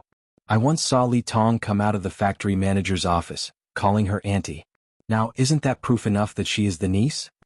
As soon as others heard that Li Tong was the manager's daughter, their expressions changed as well, their eyes revealing even more evident envy. Oh my god. Zuoling, you can't forget us when you make it big. Zuoling, you must have stepped in a fortune to be seen differently by the future factory manager. Zuoling, you've got to seize the opportunity, humor Li Tong well, and you could be the future factory manager. Everyone was saying their piece, and Zuoling was also extremely excited. Just like everyone said, if he really married Li Tong, then he wouldn't just be the son-in-law of the factory manager, he would be the future factory manager. In the future, the thousands of people in the factory would be under his command. No. He had to seize the opportunity that lay before him. It seemed that these days he needed to maintain a proper distance from Shangguanxi. He couldn't let Li Tong find out anything. Shangguanxi had clearly felt Zuoling distancing himself from her these past days. During lunch he wouldn't come to the cafeteria but ate in the office instead, and after work he didn't wait for her anymore. What was wrong with him? Could it be because of the marriage matter he was angry? Shangguanxi stood in front of the window, letting out a deep sigh, and just then she was embraced from behind. Zuoling. Shangguanxi turned around in surprise, and the person was indeed Zuoling. Zuoling said, "Xiaoxi, we've been really busy in our department recently. I'm sorry I've neglected you." Li Tong had taken the day off and wasn't at the factory, so Zuoling dared to be so bold. Moreover, he had been estranged from Shangguanxi for such a long time. If the estrangement continued, what if Shangguanxi was deceived by someone else? Besides, Zuoling hadn't confirmed his relationship with Li Tong yet. He couldn't afford to give up the sesame for the sake of the watermelon, ending up seeing neither the watermelon nor the sesame. One must always be prepared for both possibilities. The gloom of several days instantly vanished with Zuoling's explanation. Shangguanxi smiled and said, "It's okay, work is important. I thought you were angry with me." In his heart, Zuoling chuckled at how silly Shangguanxi was, but sweetly said on the surface, "How could I be? Xiaoxi, you are the one I love the most, how could I be mad at you?" Shangguanxi's face blushed a bit and she pushed Zuoling away. "Don't be like this. I'm telling the truth," Zuoling declared with conviction. "In my heart, no one is more important than you. Right, tomorrow is Saturday, let's go see a movie together. Before the movie, let's go out to eat first." Shangguanxi nodded. "Alright, I just so happen to have something to discuss with you this Saturday." Shangguanxi didn't want to keep hiding it from Zuoling any longer. She trusted Zuoling. He wasn't the kind of person who cared about family background. The next day was Saturday. Zuoling arrived early at the spot he had arranged with Shangguanxi but found Li Tong there instead. This made Zuoling anxious. What if Li Tong saw him with Shangguanxi? No, he couldn't let Shangguanxi come over now. Taking advantage of this opportunity, he could put on a good show in front of Li Tong. Zuoling quickly found a phone and called Shangguanxi. "Hey Xiaoxi, something came up today. My mom isn't feeling well, and I have to take her to the hospital, so I can't meet you. Sorry, let's go watch a movie next week instead." Upon hearing this, Shangguanxi became very nervous. "Is Andy okay? Which hospital are you at? I can come over and visit." As a girlfriend, she naturally had to visit when her boyfriend's mother was sick, bring some good nourishing gifts to make up for her previous rudeness, and also take the opportunity to foster a good mother-in-law and daughter-in-law relationship. Zuoling continued, "Xiaoxi, it's not necessary to go through all that trouble. My mom, she doesn't have a serious problem. It's cold now and there are many germs in the hospital. If my mom transferred her illness to you, then I'd be the guilty one. Just take good care of yourself at home for now. I have to go now, bye." Shangguanxi wanted to say more, but the call had already been disconnected. He was in such a rush. But thinking that Zuoling's intentions were for her own good, Shangguanxi's heart grew sweet as honey. After hanging up, Shangguanxi thought she shouldn't keep Zuoling waiting any longer. She had to quickly get her family's approval for her marriage to Zuoling. To win over her family, she had to first convince Grandma Shangguan. Once Grandma Shangguan gave her approval, nobody would dare to object. Thinking this way, Shangguanxi brewed 2 cups of ginseng tea and headed to Grandma Shangguan's room. Since it was Saturday, Grandma Shangguan was sitting on the couch chatting with Shangguan Farong. "Grandma, Aunt Farong, this is the ginseng tea I've just made. Aren't you going out to have fun today, Xiaoxi?" Shangguan Farong asked with a smile. Shangguanxi smiled. "I was planning to go see a movie with Zuoling, but his mother suddenly got sick, so we cancelled today's date." Shangguan Farong took a sip of the ginseng tea. "Xiaoxi, are you and Zuoling still dating?" "Yes," Shangguanxi nodded. "This child is too stubborn. Everyone in the family says that Zuoling isn't suitable, but she is set in her ways." Grandma Shangguan turned to Shangguan Farong. "Farong, do you know what Zuoling proposed to Xiaoxi with?" Thinking of this, Grandma Shangguan's heart filled with indignation. She could rant about it to Shangguan Farong for days on end. Shangguan Farong responded with surprise, "My goodness! Zuoling has proposed?" "Yes, he did." Grandma Shangguan continued, "This scatterbrain niece of yours agreed too. Xiaoxi, bring out the engagement ring Zuoling gave you, let Aunt Farong have a look." Shangguanxi said exasperatedly, "Grandma, why do you still remember this? Didn't Zuoling already buy me bird's nest? Besides, he also gave me a watch later on." Shangguan Farong was confused. "Mom, Xiaoxi, what are you talking about? I don't understand." Grandma Shangguan recounted the whole incident to Shangguan Farong. After understanding the full story, Shangguan Farong said, "Xiaoxi, your grandma is right, you are too naive. I think this Zuoling is trying to pull a fast one. But in the end, he still bought me bird's nest and a watch." Shangguanxi protested. "Xiaoxi, you are just too young," Shangguan Farong continued. "Marriage is a lifelong matter, how could you be so hasty in deciding? Besides, look at the young ladies around you besides you, who is wearing a ring made of wild grass. From this, it's clear that Zuoling doesn't value you at all. If you find any errors, ads pop up, ads redirect, broken links, non-standard content, etc. Please let us know reports so we can fix it as soon as possible. Chapter 1044, It's Always Crazy Once, Part 4.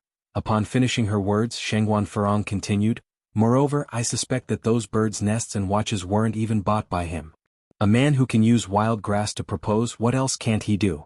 If the Zhuo family couldn't afford a ring, that would be one thing, but money is certainly not an issue for them, which indicates that Zuoling doesn't really care about Shangguanxi. What kind of good life can you expect with a man who doesn't hold you in his heart? Little aunt, Zuoling really isn't like that. I've known him for 3 whole years. And I also feel that a ring is not practical, it just gets in the way when worn on the hand. Compared to that, she preferred birds' nests and watches. Shangguan Farong helplessly shook her head. Xiaoxi, I think you're completely bewitched. Madame Shangguan picked up the conversation. Xiaoxi, not only does your little aunt disagree with you being with Zuoling, but even your great aunt thinks that there's a big problem with Zuoling's character. The whole family opposed this marriage, and only Shangguanxi herself couldn't see the actual truth. Perhaps this is what it means to be blind when you're involved in the situation. Shangguanxi said very firmly, I don't care. I just want to marry Zuoling. I don't agree. Madame Shangguan was just as firm. Xiaoxi, your mother passed away early and I have a responsibility towards you. I can't just watch you jump into a pit of fire with my own eyes. Grandma, please. Shangguanxi clung to Madame Shangguan's arm, nearly in tears. Zuoling and I truly love each other. He's not a pit of fire. Please bless us. Madame Shangguan was no fool. She knew she couldn't afford to be soft-hearted at this time. Because Zuoling was not a good man. At the side, Shangguan Farong tried to persuade Shangguanxi, Xiaoxi, your grandmother is only thinking of your best interests. We won't speak of family backgrounds, but just consider Zuoling's character. He's not worthy of you. And besides, his family situation is too complicated, with 7 sisters. If you really marry him, you're going to regret it one day. Although Zuoling claimed that his family didn't favor boys over girls, Shangguan Farong felt he was lying. How could such a family not favor boys? No, I won't regret it. Shangguanxi continued, and there's no problem with Zuoling's character at all. Everything he does is for my sake. He has my best interests at heart. Shangguan Farong shook her head helplessly. Grandma, I beg you, I've never asked you for anything from when I was small until now. This is the first time, please agree, will you? All those in love are the same, they long to be with the one they love and pray for their family's blessing. The so-called feelings of happiness and sweetness fill their hearts completely, making them deaf and blind to everything else. They focus solely on being with their loved one, unafraid of even a future of hardship and darkness. Shangguanxi was a prime example. She was someone who would disregard everything for love. In life you have to be crazy at least once. Madame Shangguan understood Shangguanxi's nature well. If she were to refuse outright, she feared that Shangguanxi might do something extreme. She sighed and said, Xiaoxi, let me think about it. Hearing this, a glimmer of hope flashed in Shangguanxi's eyes. Grandma, do you agree? Madame Shangguan said, I can't give you an answer just yet whether I agree or not. I'll let you know when I've made up my mind. As long as Madame Shangguan was willing to compromise, it meant there was still hope for the matter. Shangguanxi said with a smile, Then Grandma, you must think it over. Zuoling really is an outstanding grandson-in-law, he'll never regret marrying him. All right, Madame Shangguan waved her hand, go on out, I have some things to discuss with your little aunt. As she spoke, Shangguanxi turned and walked out. I'll go then. Whenever you're ready, Grandma, just let me know. After Shangguanxi had left, Madame Shangguan sighed, This child, Xiaoxi, is really becoming more and more like her mother. Su Fun back then was even crazier than Shangguanxi. They were both people who would do anything for love. Shangguan Farong nodded and sighed, Yes, Xiaoxi has grown up so fast, but some things feel like they only happened yesterday. As she spoke, Shangguan Farong's tone changed as she continued, But Mom, do you really plan on agreeing to Xiaoxi and Zuoling being together? Do you think I, as her grandmother, could just watch her jump into a pit of fire? Madame Shangguan retorted. Is this a delaying tactic? Shangguan Farong asked. Madame Shangguan nodded. Xiaoxi can be quite extreme sometimes. If I didn't say it this way, I'm afraid she would do something earth-shattering. Shangguan Farong sighed softly, but this can't continue forever. You can't keep dragging it out, can you? Madame Shangguan looked up at the window. Let's wait until Yang Yang comes back tonight, then I'll discuss it with her. That child is the cleverest when it comes to ideas. Later that night, when Ni Yang came back, Madame Shangguan eagerly pulled Ni Yang into her room to talk about Shangguanxi's situation. Upon hearing it all, Yang said with a smile, "Grandma, you don't need to worry about this matter. I believe that in a few days Sister Xiaoxi will break up with Zuoling on her own." Really? Lady Shangguan couldn't believe her eyes as she looked at Yang. Yang nodded slightly. "Really? Yang, do you know something? Or did you do something?" Lady Shangguan asked out of curiosity. Yang responded with a mysterious smile, "It was just a little trick." Yang trusted herself and she trusted Li Tong. Hearing this, Lady Shangguan instantly felt relieved and said with a smile, Yang, with your words I can rest easy." The next day was Sunday, and Cuihua and Shangguan Dehui went to the orphanage as usual. Time flew by and another week passed. That week, Zuoling was still incredibly busy, so busy that he barely had the time to see Shangguanxi. Today was an exception. Zuoling, afraid that Shangguanxi might suspect something, said first, "Xiaoxi, have you and your family discussed our marriage?" Upon mentioning this, Shangguanxi looked at Zuoling with a face full of guilt. "I'm so sorry, Zuoling, for making you wait so long. I've already talked to my grandmother, but she hasn't given me an answer yet." Zuoling took Shangguanxi's hands and spoke tenderly, "It's okay, Xiaoxi, I understand you and I can wait for you." On closer inspection, Shangguanxi was actually even more beautiful than Li Tong. But Li Tong was better at dressing up. Each had their own merits, and if possible, Zuoling truly wished he could have them both. Unfortunately, that was not possible. If only Shangguanxi had a background like Li Tong. Then he would definitely choose Shangguanxi. Unfortunately, that was not the case. Shangguanxi was just a country girl. Zuoling no longer wanted to play act with Shangguanxi, especially since Li Tong was now more important, but he had already wasted a full 3 years on Shangguanxi and recently even gave her bird's nest and a watch. These gifts couldn't just be for nothing, and those 3 years couldn't have been wasted. So, he wanted to extract some interest from Shangguanxi. Oh. Of course, by sleeping with Shangguanxi. During their years together, aside from occasionally holding hands, they hadn't even shared a kiss. Zuoling's calculating mind was working overtime, but Shangguanxi was completely unaware that she had become prey in Zuoling's trap. "Xiaoxi, do you have time this Saturday?" "Yes," Shangguanxi nodded. Zuoling followed up, "Then let's meet at the cafe under the blossom on Saturday." "Okay, Zuoling, don't worry. I will definitely give you a satisfactory answer on Saturday, and on that day, I also have a long-hidden secret to tell you." This secret was something Shangguanxi had intended to reveal to Zuoling the previous week, but it was postponed due to his mother falling ill. Ordinarily, Zuoling would have been curious about Shangguanxi's secret, but today he was not curious at all. The person he wanted to marry wasn't Shangguanxi, so naturally he had no interest in her secrets. In fact, if Zuoling had asked now, Shangguanxi would have told him about the issue with her family background, because she felt guilty towards Zuoling. Unfortunately, Zuoling didn't ask. It didn't matter if he didn't ask, she would personally come clean on Saturday. After exchanging a few words with Shangguanxi, Zuoling returned to his office. As soon as he had settled into his seat, Li Tong leaned over to ask him a question. Zuoling could distinctly smell the fragrance of Li Tong's perfume, and it immediately stirred his desires. When he returned home in the evening, his mother came to him again, speaking ill of Shangguanxi. She hoped her son would give up on Shangguanxi and marry Qin Liebao. Zuoling said with a smile, "Mom, I think you're right, Shangguanxi really isn't my match." "Oh my dear son, you've finally come to your senses." His mother said excitedly, "Then tomorrow I will go to the Liebao family and settle things between you and Liebao." Zuoling continued, "Qin Liebao isn't my match either. Mom, you're underestimating your son. Compared to Li Tong, what was Qin Liebao worth? If you find any errors, ads pop up, ads redirect, broken links, non-standard content, etc. please let us know reports so we can fix it as soon as possible." Chapter 1045. Everything is under control, fifth watch. Zuo's mother was flustered.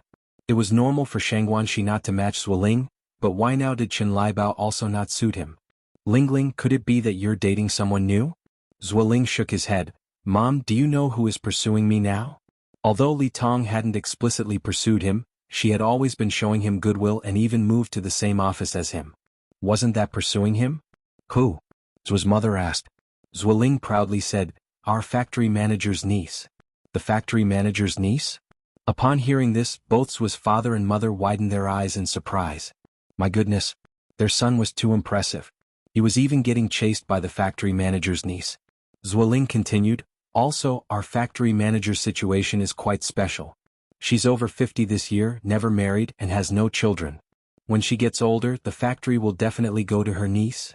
Before Zhuoling could finish, Zhu's mother impatiently said, "My goodness! Lingling. Then you'll be the big boss of the factory in the future." Zhu's father equally excitedly said, "I always knew our Lingling was capable." Zhuoling nodded smugly. The entire Morning Light group would be his in the future, how could he not be proud? At this moment, Zhuoling was also feeling lucky. Thankfully he hadn't married Shangguanxi. If he had, wouldn't he have missed out on Li Tong and the position as factory manager? Zhu's mother then asked, "So, have you broken up with Shangguanxi yet?" Zhuoling shook his head, "I haven't had the chance to break up yet. I plan to clarify things with her this week." Zhu's mother said, "Don't wait for this week, just clear it up tomorrow. And remember, make her return the bird's nest and the watch. If she refuses, I'll go to her myself." Zhuoling continued, "Mom, don't worry, I know how to handle it." Zhu's mother then asked, "What's the name of your factory manager's niece? How old is she this year?" Zhuoling said, "Her name is Li Tong. She's very beautiful, just a few years older than me." Had this been in the past, Zhu's mother definitely would not have approved. Joking aside, her son was so outstanding, how could he settle for an older wife? But now, in the face of money and background, none of these were problems. As the saying goes, an older woman brings gold bricks, the older the better. Zhu's father nodded in agreement. "I think what your mother is saying is quite right, Lingling, you can't disdain her." Zhuoling smiled and said, "Don't worry, Mom and Dad, I absolutely won't disdain her." Zhu's mother continued, "Yesterday Lai Bao brought more bird's nest and ginseng. Mom will use a beautiful box to package it, you take it to Li Tong." Zhuoling said, "Mom, now that I'm going to be with Li Tong, please don't let Chen Lai Bao come to our house anymore. What if Li Tong misunderstands?" Besides, now just seeing Chen Lai Bao was revolting. Zhu's mother said, "That won't do. If Lai Bao stops coming, who will bring bird's nest and ginseng to our house? Who will buy your clothes? Once you and Li Tong's relationship is confirmed, only then can I clarify things with Lai Bao." Zhu's mother was no fool. How could she sever ties with the Chen family while things were still uncertain? You know, half of the Zhuo family's sustenance was provided by Chen Lai Bao. Chen Lai Bao could be considered a money tree for the Zhuo family. Now it was perfect to use Chen Lai Bao's gifts to support Li Tong. Zhu's mother's abacus clicked very loudly. Everything was within her calculations. Concluding her words, Zhu's mother continued, "Lingling, keep up the effort on your end, try to win over Li Tong as soon as possible, preferably make it a done deal so she can't leave you. Only then can I comfortably reject Lai Bao." "Okay, Mom," Zhuoling nodded. On the other side, as Saturday was quickly approaching, Shangguanxi found her grandmother. "Grandma, have you finally decided about me and Zhuoling?" She was truly very anxious. This time she didn't want to disappoint Zhuoling again. She wanted to give an explanation both to herself and to Zhuoling. Grandmother Shangguan said, "Marriage is a lifetime affair. Xiaoxi, what's the rush? I still need to think it over." Shangguanxi speechlessly said, "But you've been thinking for more than a week." Grandmother Shangguan chuckled, "All good things take time, don't be anxious, Xiaoxi." These words were instructed by Ni Yang to say. Ni Yang's exact words were that within this week, Shangguanxi would definitely have a change of heart and see Zhuoling's true face. All she needed to do was to keep delaying Shangguanxi. Shangguanxi knew that her grandmother was intentionally dragging out the time. She might as well not say too much to the elderly Mrs. Shangguan. After all, no matter how much she said, they would never approve of her relationship with Zhuoling. It seemed she had to resort to desperate measures now. That very night, Shangguanxi sneaked into the study room and managed to get a hold of the family household registration book. She planned to confess her true family circumstances to Zhuoling on Saturday and, while at it, register their marriage. Once it's done, let's see what everyone has to say then. Time flew by quickly and soon it was Saturday. Dressed and ready, Shangguanxi headed out to her appointment. But strangely, when she arrived at the cafe under the flowers, she did not find Zhuoling there. Normally he would arrive more than an hour early. Could something have held him up? Shangguanxi randomly picked a seat and sat down, and right then a waiter approached her. "Excuse me, are you Miss Shangguan?" Shangguanxi nodded. The waiter handed her a note. "This was left for you by a Mr. Zhua." Upon reading the note, she found that Zhuoling actually had arrived earlier, but had to cancel their meeting due to an unforeseen emergency. Shangguanxi sighed in disappointment. She had even planned a surprise for Zhuoling. Such unexpected turns of fate. It looked like they wouldn't be able to register their marriage today, and she wasn't even sure if Zuoling would be available tomorrow. With a gloomy face, Shang Guanxi left the cafe, her good mood from the morning completely gone. Having wandered aimlessly around the streets for several laps, she was just about to head home when a car suddenly stopped in front of her. The car window slowly rolled down to reveal a stunningly beautiful face. It was Anai Yang. Yang. Shang Guanxi looked at Anai Yang in surprise. During the car ride, the two chatted and decided to head to the biggest mall in Beijing. The mall was bustling, filled with the festive spirit as the new year approached. Yang, what kind of clothes do you want to buy? Asked Shang Guanxi, linking arms with Anai Yang. Anai Yang looked around. Definitely a Chong Sam. Chong Sams were versatile. They could be paired beautifully with long down jackets or long wool coats. Shang Guanxi said with a smile, I envy you. You can wear a Chong Sam anytime. She too wished to wear Chong Sams, but she didn't think she had the figure for it. Chong Sams were extremely picky, not just in terms of facial appearance but also body type, especially the latter. Even the slightest flaw could be accentuated. Yang. Another voice echoed through the air. Anai Yang looked up to see it was Du Jiao. Sister Jiao. Hey pretty Xiaoxi, shopping for clothes too? Du Jiao came over with a smile. Anai Yang nodded. Yes, Sister Jiao, are you also here to shop? Why don't we shop together? Of course, I was just about to say that. Their jovial conversation caught the eye of Wu Yenyun, who was also there to shop. Normally she would have greeted Du Jiao, but with Anai Yang present she chose to ignore Du Jiao. From Du Jiao's perspective she could detect Wu Yanyun's evasive gaze. Pretty lady, what's going on with you and Yenyun? Anai Yang was taken aback. She had never discussed matters concerning Wu Yenyun with anyone, so how could Du Jiao know about it? Du Jiao recounted an incident where Wu Yenyun had spoken ill of Anai Yang behind her back. Hearing this, Shang Guanxi covered her mouth in shock. Oh my! How could Yenyun do something like that? Even Anai Yang didn't expect Wu Yenyun to stoop to such mean-spirited actions. It seemed she really despised her to the marrow. Du Jiao continued, and just now she clearly saw us but didn't come over to greet us. That's really odd. Pretty lady, what's really going on between you and Yenyun? Du Jiao was extremely curious. Anai Yang's eyes remained calm. It's complicated and can't be explained in just a sentence or two. Actually, Yenyun is my younger sister, blood-related. If you find any errors, ads pop up, ads redirect, broken links, non-standard content, etc., please let us know reports so we can fix it as soon as possible. Chapter 1046. Scumbag exposes true colors, awakening, 6th update. Facts were facts and Anai Yang did not want to conceal anything. Du Jiao looked at Anai Yang in surprise. No wonder I always thought you two looked a bit alike.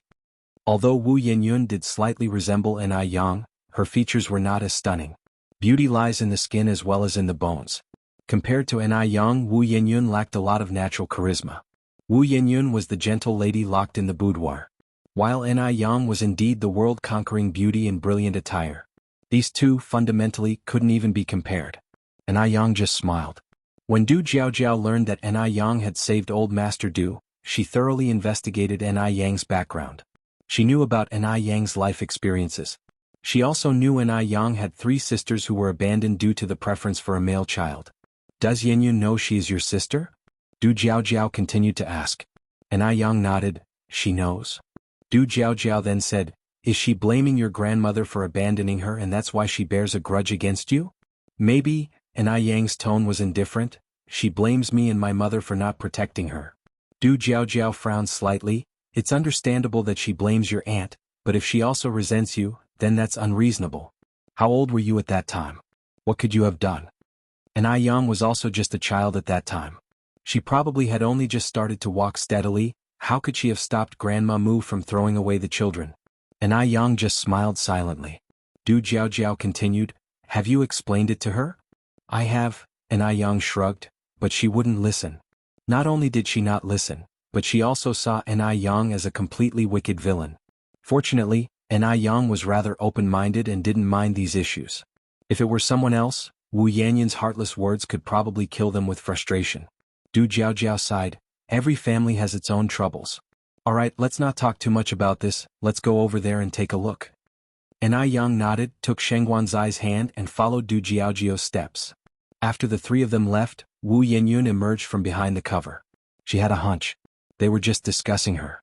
and I Yang must have spoken ill of her to Du Jiao, stirring up trouble, reversing right and wrong. Perhaps by now, she's already a villain who cannot discern good from evil in Du Jiao's eyes. It was so unbearable. Why should I Yang malign her behind her back? Wu Yenyun bit her lip hard, her face full of resentment. Yet now, aside from feeling aggrieved, she had no other option. I Yang was too shrewd, winning hearts effortlessly. Even if she rushed to explain, Du Jiao wouldn't believe her. In front of I Yang, she had no choice but to accept her fate. But she didn't want to. I Yang didn't have as much drama as Wu Yenyun. During the dress fitting, her pager beeped. Seeing the message on the pager, I Yang's mouth curved slightly, and she turned her head to call Shangguanxi, Sister Xiaoxi. Shangguanxi was busy picking out clothes for Zuoling. Hearing I Yang calling her, she turned her head towards I Yang. Yang, what's the matter? I Yang continued, Sister Xiaoxi, I suddenly feel like drinking Dubai pear juice. Could you buy me a bottle? I've walked too much today, I really can't walk anymore, and they sell it right over there. Shangguanxi nodded. Sure, Sister Jiao, would you like one too? They'll get you one. Du Jiao smiled and said, that would be kind of you, Xiaoxi. You're welcome. With that, Shangguanxi, picking up her bag, walked in that direction. The moment Shangguanxi left, Wu Qinjun arrived. Yang, what did you want to see me for? I Yang smiled and said, let me introduce you to my good friend Du Jiao. Sister Jiao, this is my sister's admirer, Wu Qinjun. On hearing this, Wu Qinjun's face flashed an awkward expression. He had never shown any irregular behavior in front of I Yang, and he didn't know how I Yang had figured it out. Truly impressive. No wonder Shangguanxi liked her little sister so much. I Yang turned her gaze to Wu Qinjun. Brother Wu, do you like Sister Xiaoxi? Yes. I Yang was somewhat impressed by Wu Qinjun's courage to admit it publicly. It seemed that the elders in his family had not misjudged him. Wu Qinjun was indeed someone to whom one could entrust their life. I Yang nodded and smiled. So, would you like an opportunity to make a move now when she's vulnerable? Wu Qinjun was stunned, not immediately grasping I Yang's meaning. I Yang pointed in a direction. Sister Xiaoxi went over there. You can go find her. Whether you can win Sister Xiaoxi's heart during this opportunity is up to you. Now Wu Qinjun understood. I Yang was trying to matchmake him with Shangguanxi. Thank you. Wu Qinjun seriously said his thanks and then strode in that direction. If this worked out, he would definitely thank I Yang properly. Du Jiao came over and nudged I Yang's arm. Beauty, what kind of potion are you selling in your gourd? I Yang smiled and said, probably matchmaking potion. She genuinely hoped that Shangguanxi would find true happiness that belonged to her this time. As Shangguanxi walked along, she suddenly saw a very familiar figure. That was Zuoling? Shangguanxi was stunned. Wasn't Zuoling supposed to be busy with something? Why was he here? And the woman standing next to Zuoling looked somewhat familiar. Was that Li Tong? Working in the same department, Shangguanxi had some impression of Li Tong. Why was Zuoling with Li Tong? Just as Shangguanxi was about to approach Zuoling at that moment, Zuoling suddenly took Li Tong's hand. Yes, he took Li Tong's hand. Shangguanxi froze, her footsteps halting. What was happening? Just then she heard Zuoling continue, Tong, I like you. I've liked you for a long time. What? Shangguanxi's face turned pale, her blood running cold at that moment. Was she hallucinating? Li Tong curved her lips into a smile, her gaze passing Zuoling and looking toward Shangguanxi across from them. You like me? Isn't Shangguanxi your girlfriend? You have a girlfriend, how can you say such things to me? Aren't you afraid Shangguanxi will hear and get angry? Zuoling was stunned. He hadn't expected Li Tong to know about his and Shangguanxi's relationship. But Zuoling quickly recovered, his expression filled with affection. Shangguanxi? What is Shangguanxi? She doesn't even compare to your little finger, Tong. The person I like is you. I want to be with you. Could you give me a chance? Li Tong raised her eyebrows. You shouldn't say that. You've been with Shangguanxi for 3 years.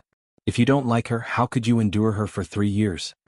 Tong, listen to me, I really don't like Shangguanxi at all, I don't feel anything for her. The only reason I've endured her for 3 years is because she kept pestering me relentlessly. I was driven to a corner, that's why I reluctantly agreed to her. Otherwise, how could a country bumpkin like Shangguanxi ever match up to me? Pestering relentlessly? So she was just a persistently annoying country bumpkin. That's just ludicrous. Shangguanxi never imagined that one day she would hear such disheartening words about herself from Zuoling. Tears blurred Shangguanxi's sight unknowingly. Li Tong continued, I don't see Shangguanxi as that kind of person. How can you prove what you're saying is true? Zuoling immediately held up 3 fingers. I can swear to the heavens. Li Tong laughed. If swearing were effective, then there wouldn't be so many heartbreakers in this world. How do I know you're not lying to me? Besides, I heard you've already proposed to Shangguanxi. This Li Tong was indeed the factory director's niece. She had quite the intelligence network. She even knew about that. At times like this, instead of denying everything, it might be better to just admit it openly. Perhaps Li Tong might even admire him more for it. Zuoling said, actually, the proposal wasn't really my intention. I just wanted to placate her. Otherwise I wouldn't have come without even preparing a ring. Tong, you know what? I just took a ring made of wild grass. She still agreed. Can you believe it? Shangguanxi must be a fool. Ah. Li Tong chuckled, then she really is a fool. Shangguanxi treated Zuoling like a treasure, but in his eyes she was even less than grass. What else is that if not foolishness? Hearing this, Shangguanxi could no longer bear it and turned around and walked away. She was too heartbroken, not even watching where she was going, and bumped directly into a wall of people, her tears instantly staining the person's clothes. What's wrong, Shangguanxiaosi? Who bullied you? If you find any errors, ads pop up, ads redirect, broken links, non-standard content, etc., please let us know reports so we can fix it as soon as possible. Chapter 1047, Confession, Part 7. Hearing the familiar voice, Shangguanxi couldn't control herself anymore and hugged his waist directly. She burst into a loud cry. The feeling was like that of a child who had been wronged, suddenly seeing an adult from home. All the grievances were infinitely magnified at that moment. Wu Qinjun froze, not knowing what to do. He said, "Tell me who bullied you. I'll go get revenge for you." Not only did Shangguanxi not answer Wu Qinjun, but she cried even louder. There weren't many reasons that could make Shangguanxi cry so heartbroken. It must be because of some pretty-faced boy.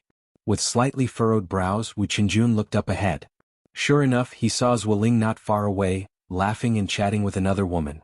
This pretty-faced boy, having Shangguanxi so good and not cherishing her, actually went to flirt with other women.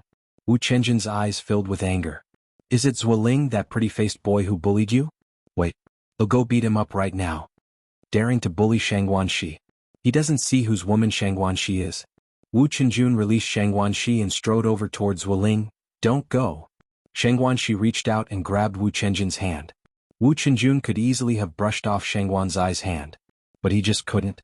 His hand felt electrified, tingling all over. Don't go. Shangguanxi choked up. Could you take me away from here? She didn't want to face Zuoling, nor did she want Zuoling to see her in such a sorry state. She just wanted to leave this place immediately. Okay. Wu Qinjun gripped Shangguanxi's hand firmly, shielding her in his arms and using his suit jacket to cover her face, striding toward the exit. Passers-by looked on curiously, but none saw Shangguanxi's discomposure. Wu Qinjun escorted Shangguanxi to the car. Where do you want to go? Shangguanxi shook her head.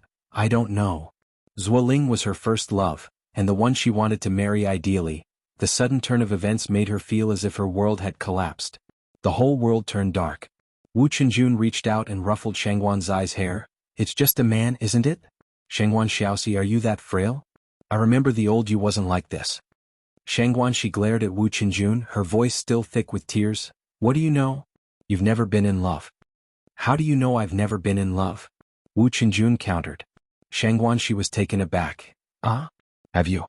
It made sense after all. Wu Qinjun had been abroad for so many years. How could he have never been in love? Wu Qinjun smiled and handed Shangguanxi a tissue. Want to wipe your tears? You're stronger than me, at least you once had love while I never even had that. There was a trace of forlornness in the depths of Wu Qianjun's eyes. Shangguanxi casually wiped her eyes. What do you mean? Wu Qinjun fell silent. I mean, it's about being secretly in love. Shangguanxiaosi, after all these years, how can you still be as clueless as before? His remark was ambiguous. Everyone around him could see that he liked Shangguanxi, except for Shangguanxi herself. In fact, Shangguanxi really hadn't noticed. You have someone you secretly like? Wu Qinjun was handsome, well-educated, from a good family, and had studied abroad. Shangguanxi thought he surely wouldn't lack girlfriends. It was unimaginable that Wu Qinjun had someone he secretly admired. Truly incredible. Wu Qinjun said with a smile, You can have a boyfriend, why can't I have someone I secretly admire? Shang Guanxi sniffled. I didn't mean that. My point is your standards are so high, what kind of girl wouldn't be satisfied with you? Wu Qinjun sighed. I also want to ask her what she doesn't like about me so I can change. Unfortunately, she doesn't even want to give me a chance to change. Shang Guanxi sighed too. Wu Qinjun, you are so pitiful. Compared to her, Wu Qinjun indeed seemed to be a lot more pitiful. This comparison made Shang Guanxi feel a bit more balanced in her heart. It seems that in this world she wasn't the only pitiful person. I'm so pitiful, does it make you feel a little better? Wu Qinjun turned his head to look at Shang Guanxi. Shang Guanxi paused for a moment, then said, Wu Qinjun, you're not making up this story just to comfort me, are you? Do I look like that great of a person? Wu Qinjun retorted. Seemed, not really. Wu Qinjun continued, I'm serious, do you want me to go beat up that pretty boy? There's no need. Shang Guanxi shook her head. Wu Qinjun frowned slightly. You still have illusions about him? That made sense. 3 years of a relationship was not something you could let go of just because you said so. A mysterious expression surfaced in the depths of Wu Qinjun's eyes. It felt like he was a little short of breath. Upon hearing this, Shang Guanxi immediately denied. How could that be possible? I'm not an idiot. After all Zhuoling has done, why would I still harbor any illusions about him? Why wouldn't you let me beat him up then? Wu Qinjun countered. Shang Guanxi said, because I'm afraid he'll dirty your hands. For a scumbag like him it's not worth it at all. Shang Guanxi had a clear sense of love and hate. At this point she had completely given up on Zhuoling. Her family was right, a person with character issues like Zhuoling simply didn't deserve her. She deserved better. Now she regretted not listening to her family earlier and leaving Zhuoling sooner. At the same time, Shang Guanxi was also thankful that she had uncovered Zhuoling's true colors early. If she had found out after getting married, it wouldn't have ended well. Thinking back, she realized how foolish she had been. To be deceived by Zhuoling so completely, she should have realized long ago that Zhuoling had ill intentions. Wu Qinjun's eyes lit up as if he had come back to life. Are you speaking truthfully? Shang Guanxi nodded. Of course it's true. Wu Qinjun then said, if it's the truth then why are you crying? 3 years, I wasted 3 years with him. My heart isn't made of stone, how could I not have any reaction? That was the prime of her youth. Wasting 3 precious years on a scumbag like Zhuoling, how could Shang Guanxi not feel upset? Wu Qinjun was still a bit worried. What if he turned over a new leaf? Would you forgive him? No. Shang Guanxi said firmly. A scumbag is a scumbag. Even if he's reborn, as long as he's still Zhuoling, I will never forgive him. A smile slowly appeared on Wu Qinjun's lips. Really? Happiness came so unexpectedly he couldn't believe it. What should he do? Of course it's true. Shang Guanxi affirmed resolutely. Having known Shang Guanxi for so many years, Wu Qinjun knew well that she was a woman of her word. Since Shang Guanxi was so certain, she definitely wouldn't rekindle the past flame. That meant his chance had arrived. Wu Qinjun started the car. Shall I take you home now? Shang Guanxi shook her head. I don't want to go home right now. Wu Lao-san, let's go for a drink? Can we go to Blue Night Bar? No matter the era, there's never a shortage of nightlife. By 85, Beijing already had several bars. Wu Qinjun thought for a moment. Are you sure you want to go to the bar? Shang Guanxi nodded. I've never been to a bar my entire life. Can you take me just this once? Wu Qinjun hesitated, then nodded. All right. Bars in the 80s were a bit different from those in later years. Bars of later times were glitzy and extravagant. At present, bars were simply places for drinking, not only orderly but also quite elegant, open even during the day.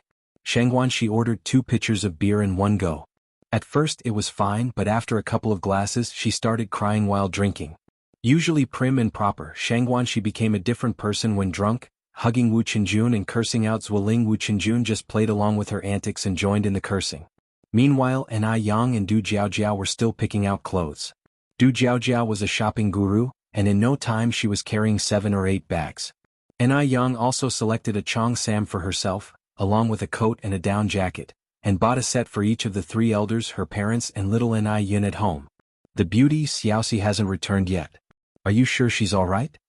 Du Jiaojiao was a little worried about Shang Guanxi. She has Wu Qinjun with her, she'll be fine. Wu Qinjun grew up with Shang Guanxi since childhood, and he was a gentleman.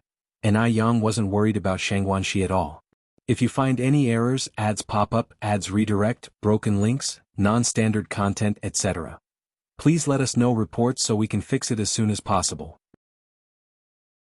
Chapter 1048. Grandpa Du is furious. Do you no longer wish to live? 8 updates. Du Jiao nodded her head. It's getting late, let's go for dinner. Sure. After all, Anai Yang's task was already fulfilled. This way. Du Jiao linked her arm with Anai Yang's. Anai Yang pointed in another direction. That way seems to be closer. Du Jiao said, my younger brother is waiting for me over here.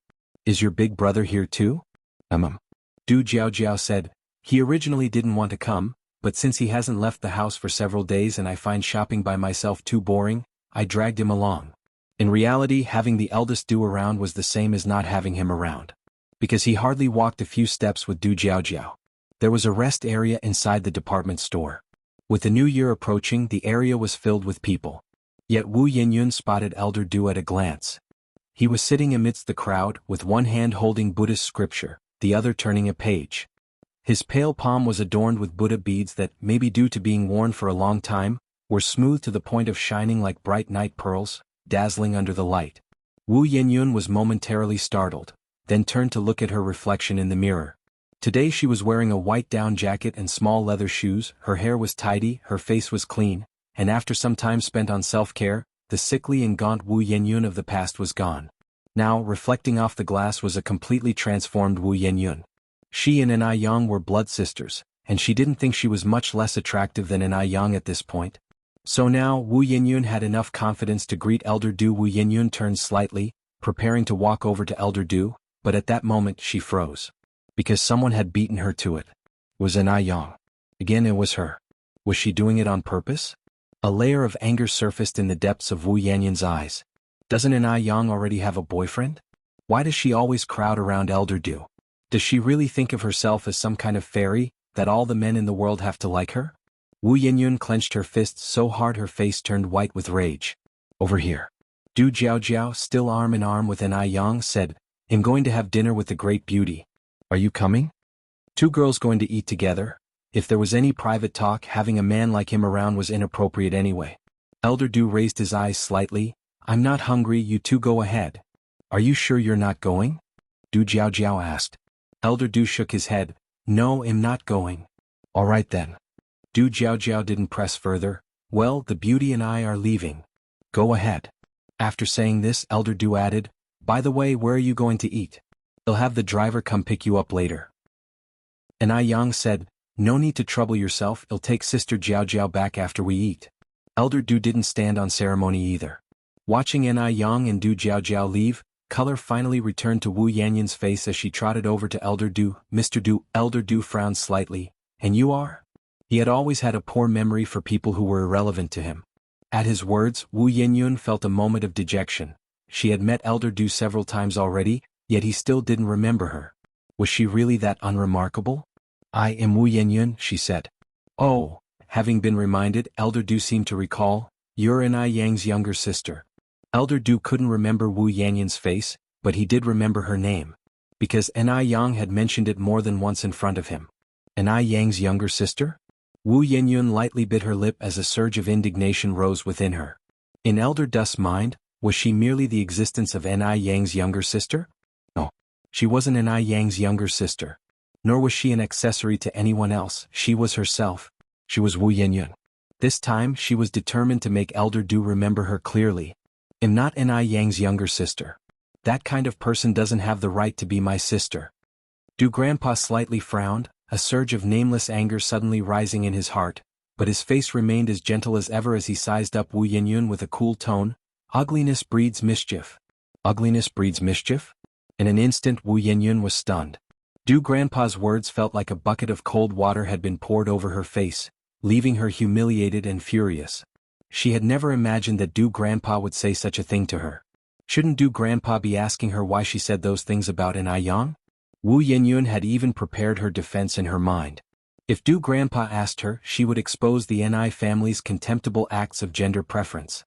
Let everyone know Anai Yang and the Anai family's deeds. Then see if Anai Yang would still have the face to appear before Du Grandpa. But he didn't. Not only did Du Grandpa not ask anything, but he also uttered hurtful words without the slightest concern for her dignity. However, judging by Du Grandpa's demeanor, she knew him not to be a man who cannot distinguish right from wrong. Could it be that Ni Yang had poisoned Du Grandpa's mind against her? Yes, it must be so. Previously, Du Grandpa had been very polite to her, and if Ni Yang hadn't said anything, Du Grandpa would not have suddenly turned like this. What on earth did Ni Yang want? She was the victim, the child who had been abandoned, and she had hardly done anything till now, but Ni Yang wouldn't let her go. What? No, she couldn't let Du Grandpa misunderstand her any longer. Chasing after Du Grandpa, Wu Yenyun stepped outside. Mr. Du. Wu Yenyun grabbed the hem of Du Grandpa's long robe. Respect yourself. Du Grandpa flung Wu Yenyun's hand away. Unprepared and on the slippery snowy road, Wu Yenyun tumbled to the ground. Quite embarrassingly. But Wu Yenyun couldn't care about that now, she just wanted to expose Ni Yang's true face to Du Grandpa. Mr. Du, you must not be deceived by Ni Yang. She's a person with double standards. I am her biological sister, born from the same mother, yet because they favored boys over girls they abandoned me. Later, when Ni Yang knew for sure I was her sister, she hid it on purpose for fear I would take the Ni family's property. And moreover, she deliberately appeared before you, she wanted to seduce you. Yet she already... Just then Wu Yenyun's voice suddenly got stuck in her throat as if someone had pressed pause.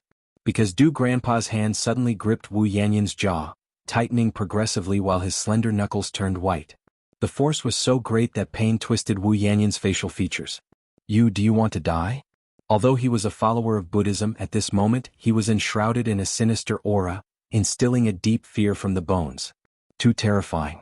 Having known Du Grandpa for so long, Wu Yenyun had never realized he had this side to him. Just when Wu Yenyun felt she was about to die, Du Grandpa gradually released his grip. Wu Yenyun watched Du Grandpa's fading back in a daze, gasping for air. After a long while, Wu Yenyun got up from the ground and walked home. Once home, Wu Yenyun hid in her room under the blanket and sobbed her heart out. It wasn't until dinner time that Wu Yenyun came out of her room. Yan Erju was startled to see Wu Yenyun's spiritless appearance. Xiaoyan, what's wrong with you? You're so pale. Are you feeling unwell? Wu Yenyun shook her head. Mom, I'm fine, just have a bit of a headache, maybe I caught a cold while wandering the mall this afternoon. Yan Erju followed up, let's go to the hospital and have a look. No need, it'll be fine after eating and getting some sleep. Yan Erju frowned, if you're not feeling well you must tell us. Okay, Wu Yenyun nodded. After Wu Jinshu returned home, Yan Erju told him about Wu Yenyun feeling unwell. Wu Jinshu worriedly suggested, shall we go check on Yenyun now? A headache is no joke. Okay. The couple approached Wu Yenyun's bedroom door and knocked for a long time, but there was no response from inside. Fearing that Wu Yenyun might be in trouble, they found a key and opened the door. They saw Wu Yenyun lying on the bed, her face abnormally red, lips covered with layers of white film. Yan Erju touched Wu Yenyun's head and exclaimed, my God! She's burning up. Yenyun is running a fever. Wu Jinshu said, I'll go and get the bicycle ready, you help Yenyun put on a coat and let's rush her to the hospital. All right. As the Wu family's house was ideally located close to the hospital, the couple pushed the bike and in about 20 minutes, they had taken Wu Yenyun to the hospital. If you find any errors, ads pop up, ads redirect, broken links, non-standard content, etc. Please let us know reports so we can fix it as soon as possible. Chapter 1049. Break up with the scumbag. 9 more. After the doctor's examination it turned out to be a viral cold, nothing serious. A couple of 4 saline drips and some medicine would do the trick. Hearing this, Wu Jinshu and Yan Erju breathed a sigh of relief. On the other side. After drinking, Shang Guanxi and Wu Qinjun returned home, it was already nearing midnight. As if knowing that Shang Guanxi would return late tonight, the gates to the Ni family household were left open. Just as Wu Qianjun's car pulled up to the gate, Ni Tsuehua and Shangguan Dehui walked out from inside.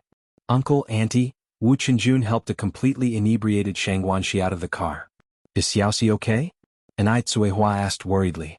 Wu Qinjun, feeling somewhat embarrassed, replied, she's fine, just had a bit of beer. I'm sorry, Uncle and Auntie, I didn't keep an eye on her. Shangguan Dehui smiled and said, it's okay, Yang Yang has already explained the situation to us. Qinjun, thank you for being there for Xiaoxi at this time. At times like this, compared to family, Wu Qinjun, who grew up with Shang Guanxi, was more suited to be by her side. There are things one can't say in front of family, but there are no such taboos with friends. Moreover, from a selfish point of view, Shangguan Dehui was very satisfied with this young man he had watched grow up. and I Tsuehua helped Shangguanxi into the house. Shangguan Dehui stayed back to chat with Wu Qinjun for a few moments.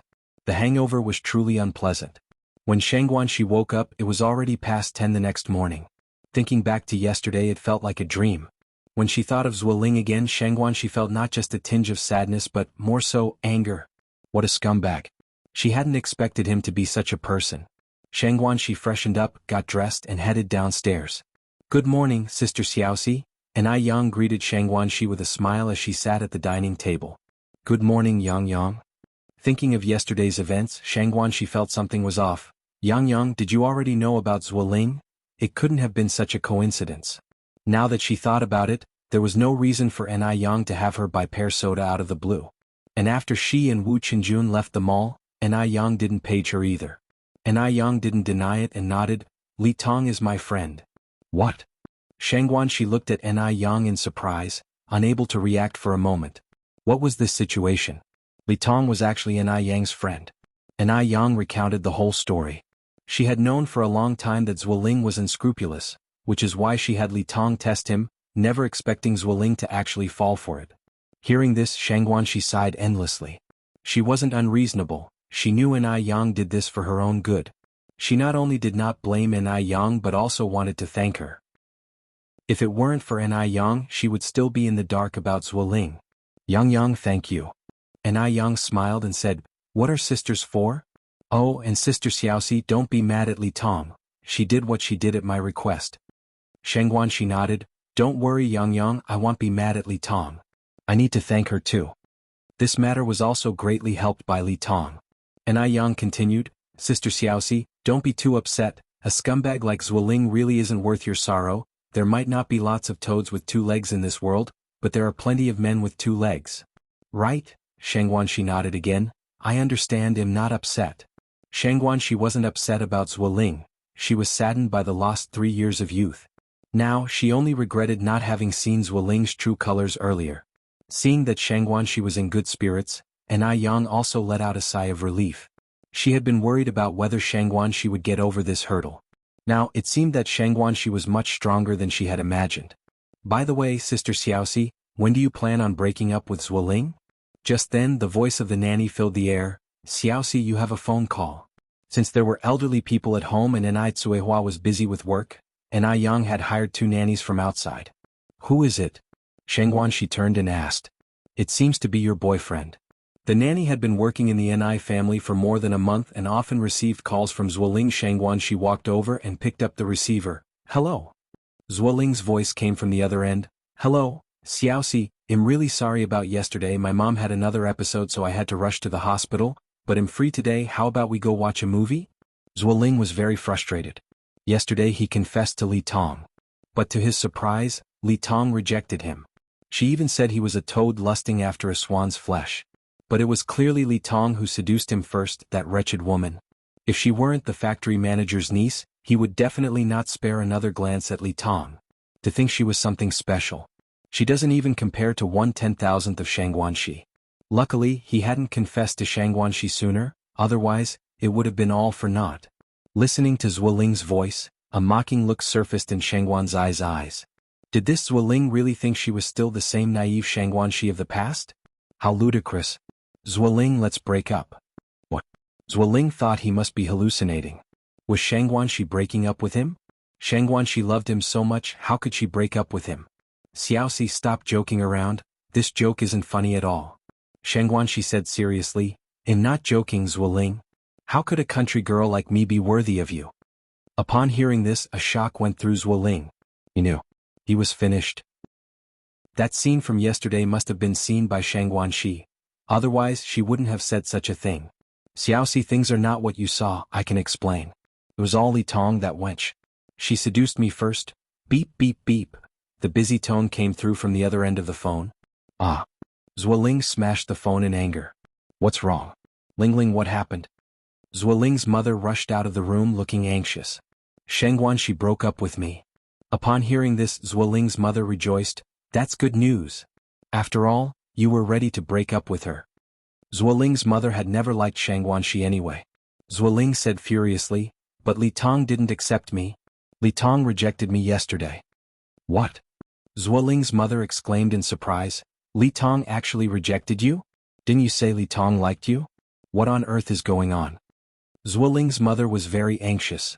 She wanted to find Li Tong and ask about the situation personally. After all, Li Tong was a big catch. Without Li Tong, how would her son ever become a great factory manager? After a pause, Zuoling's mother continued, Lingling, don't worry. Maybe Li Tong is just testing you. She is, after all, the factory manager's niece with many responsibilities. Zuoling sighed. It's impossible now. There's no chance for me and Li Tong, because Li Tong made it quite clear yesterday. He couldn't possibly demean himself by pursuing Li Tong. So, he had to settle for second best and marry Shang Guanxi, but now Shang Guanxi had broken up with him too. Zuoling's mother frowned. Is it really impossible? Did you offend Li Tong in some way? With someone like Li Tong, who's such a pampered rich girl, her temper is quite fiery. Why don't you go and sweet-talk her again?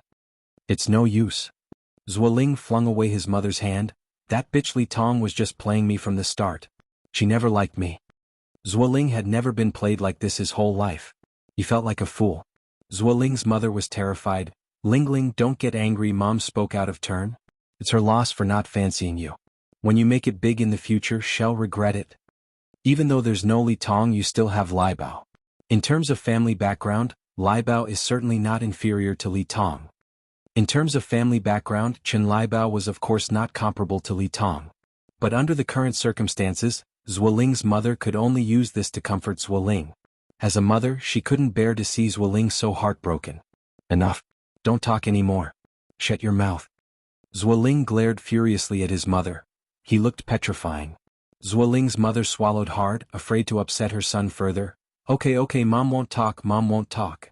An I family. Upon learning about Shang Guanxi breaking up with Zuoling, old lady Shangguan's spirits lifted considerably. Finally they had broken up. However, old lady Shangguan was still somewhat uneasy because Shang Guanxi and Zuoling had had a falling out once before but got back together not long after. Old lady Shangguan feared Shang Guanxi might pull a fast one on her again. Xiaoxi, you won't get entangled with that Zuoling kid again, will you? If you find any errors, ads pop up, ads redirect, broken links, non-standard content, etc. Please let us know reports so we can fix it as soon as possible. Chapter 1050. Wu Yenyun critically ill, 10th update. What else could I have to do with Zuoling? Unless a donkey kicked me in the head. Shang Guanxi said with a smile. Grandma, rest assured, no more. Really? Really? Shang Guanxi nodded earnestly. I swear, if I'm ever stupid enough to be with trash like Zuoling again, may lightning strike me down. After receiving Shangguan's eyes promise, grandmother Shangguan finally breathed a sigh of relief. Shangguan Su, watching Shang Guanxi with a smile, said, Xiaoxi, you're finally thinking straight. When I knew you were dead set on marrying Zuoling, it worried me so much I couldn't sleep for several nights. Shang Guanxi raised an eyebrow. Really? You care about me that much? You're being heartless now. When have I ever treated you poorly? All right. Shang Guanxi said with a laugh. Big brother, you're always the best to me. Shangguan Su was then satisfied. Ni Yang raised his glass to Shang Guanxi. Sister Xiaoxi, congrats on escaping the wolf's den and being reborn. Also, hoping you'll find your ideal man soon. Speaking of an ideal man, I actually know one, Shangguan Su said thoughtfully. Who? Ni Yang played along with Shangguan Su smoothly. Shangguan Su looked at Shang Guanxi. Xiaoxi, how about I introduce you to a particularly outstanding young man? No thanks. Shang Guanxi immediately waved him off. I'm really not in the mood to think about these things at the moment. After all, she had just ended a relationship. How could she possibly be ready to accept a new one so quickly? Since Shang Guanxi disagreed, Shangguan Su, as her brother, couldn't force her. After dinner, Shang Guanxi took her prepared belongings and then went to work. The moment she got off the bus, she saw a familiar figure. It was Zuo's mother. Zuo's mother was not alone. She stood there with a very plump young woman. Upon seeing Shang Guanxi, Zuo's mother immediately said, There she is. Lai Bao, that's the shameless woman who tricked Lingling out of his bird's nest and watch. Indeed, the young woman standing beside Zuo's mother was Chen Lai Bao. Shang Guanxi had already broken up with Zuoling and naturally did not want to deal with Zuo's mother's attitude. Just as she was about to bypass Zuo's mother, the woman grabbed Chen Lai Bao's hand and blocked Shangguan's eyes path. Auntie, may I ask what the matter is? Shang Guanxi said as politely as possible. Zuo's mother did not speak and Chen Lai Bao with her chin lifted, stared at Shang Guanxi. You shameless woman, hurry and return the things you gave to Brother Zuoling. What? Shang Guanxi was taken aback. Qin Liebao, hands on her hips and a ferocious look on her face. You look decent enough, so why always do such shameless things? The bird's nest was for Brother Zuoling's health, and the watch was a gift for his mother. It's really too shameful to even trick these things away. While being pointed at and scolded, Shang Guanxi wanted to get angry but she dared not. Because Qin Liebao was simply too fat. At least 300 to 400 pounds. How much did Shang Guanxi weigh? 98 pounds? Qin Liebao could pick her up with one hand. If it came to a fight, Shang Guanxi couldn't win against her, so at times like these, it was better to seek peace rather than conflict. Seeing that Shang Guanxi remained silent, Zuo's mother stepped forward. I'm telling you, Shang Guanxi, stop playing dumb. Hurry up and return the bird's nest and watch you tricked from Lingling. Now Shang Guanxi understood a bit more. She took out the box of bird's nests and the watch from her bag. Is this what you're talking about? Since she had broken up with Zuoling, she wasn't going to keep his things.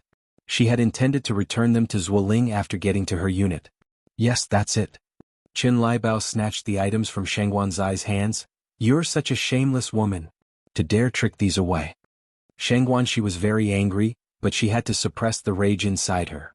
She hadn't dreamed that these items weren't even bought for her by Zuoling.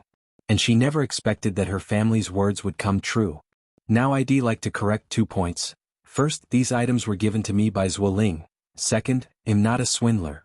Qin Liebao rolled her eyes. If you weren't a swindler, would these things be in your possession? Just look at yourself in the mirror. Do you really think Brother Zuoling would give you things? Such a shameless person. Shang Guanxi ignored Qin Liebao and walked around them, heading towards her unit. If she couldn't provoke them, couldn't she at least avoid them? Yet just as she reached the entrance of her unit, there was Zuoling waiting. Shang Guanxi simply ignored Zuoling. Zuoling hurried to keep up with Shang Guanxi's pace. Xiaoxi, listen to my explanation. Things really aren't like that. Please give me another chance. Get lost. Of course, Zuoling wasn't willing to get lost. He thought to himself, since Shang Guanxi loved him so much, as long as he thickened his skin a bit more, she would definitely forgive him. Shang Guanxi glanced at Zuoling. Zuoling, please keep your distance from me. I'm allergic to scumbags.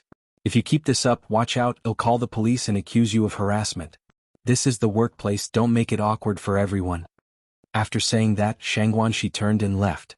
Zuoling watched Shang Guanxi's retreating figure, opened his mouth to speak but then sighed and headed toward his office area.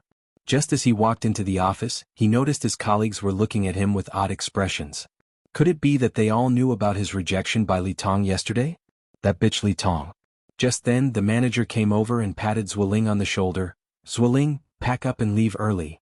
Zuoling was stunned. Leave early? Leave early to go where? What do you mean? Zuoling looked at the manager puzzled. The manager said, it means that you've been fired. Fired? Zuoling couldn't believe what he was hearing. I haven't done anything wrong. On what grounds are you firing me? The manager continued, someone reported that you've been having inappropriate relationships. Is that reason enough? The 1980s were not like the future. Going back a couple of years, engaging in inappropriate relationships would not only result in being fired from your job, but serious cases could even lead to imprisonment. Zuoling, I'm giving you face and I hope you'll wise up. Take this opportunity to pack up and leave before we put this on your record. Once this was recorded, it would become a lifelong stain for Zuoling, and no company would hire him from then on. There was no need to guess, it definitely had to be Li Tong's doing. Yet, Zuoling couldn't even vent his anger. Under someone's roof, one can't help but bow their head. Zuoling went to his desk, gathered his things, and then left carrying a cardboard box. None of his colleagues, with whom he used to be so close, were there to see him off. Life could be so ridiculous. At lunchtime, Shang Guanxi made a point of finding Li Tong and thanking her. Li Tong looked at Shang Guanxi in surprise. You're thanking me?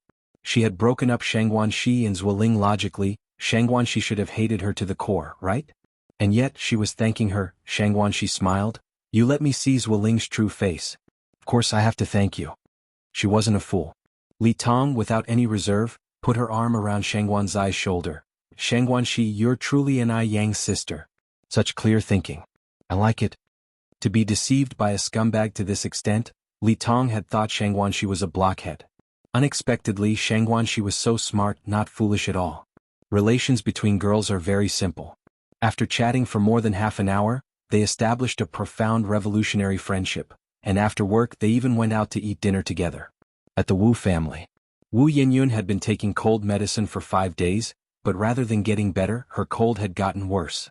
She had developed a ring of blisters around her mouth, bright red and frightful to behold. Moreover, because of tonsillitis, she couldn't eat anything solid and could only consume liquid foods, causing her to progressively lose weight. Her symptoms were becoming less and less like a common cold, but when she went to the hospital for a checkup, the doctors all said it was just a cold. Xiaoyan, are you still in a lot of pain? Yan Erju looked at Wu Yenyun with reddening eyes. Wu Yenyun shook her head. Not only could she not eat, but she also couldn't speak. It was extremely uncomfortable. But to keep her parents from worrying, she could only say she wasn't in pain. Wu Jinshu hadn't been to the construction site for a day. Seeing Wu Yenyun like this, he was troubled. I heard Yang Yang is good at medicine. Why don't we have Yang Yang come and check on Yenyun? Upon hearing this, Wu Yenyun grabbed Wu Jinshu's wrist tightly, shaking her head vigorously. She didn't want it.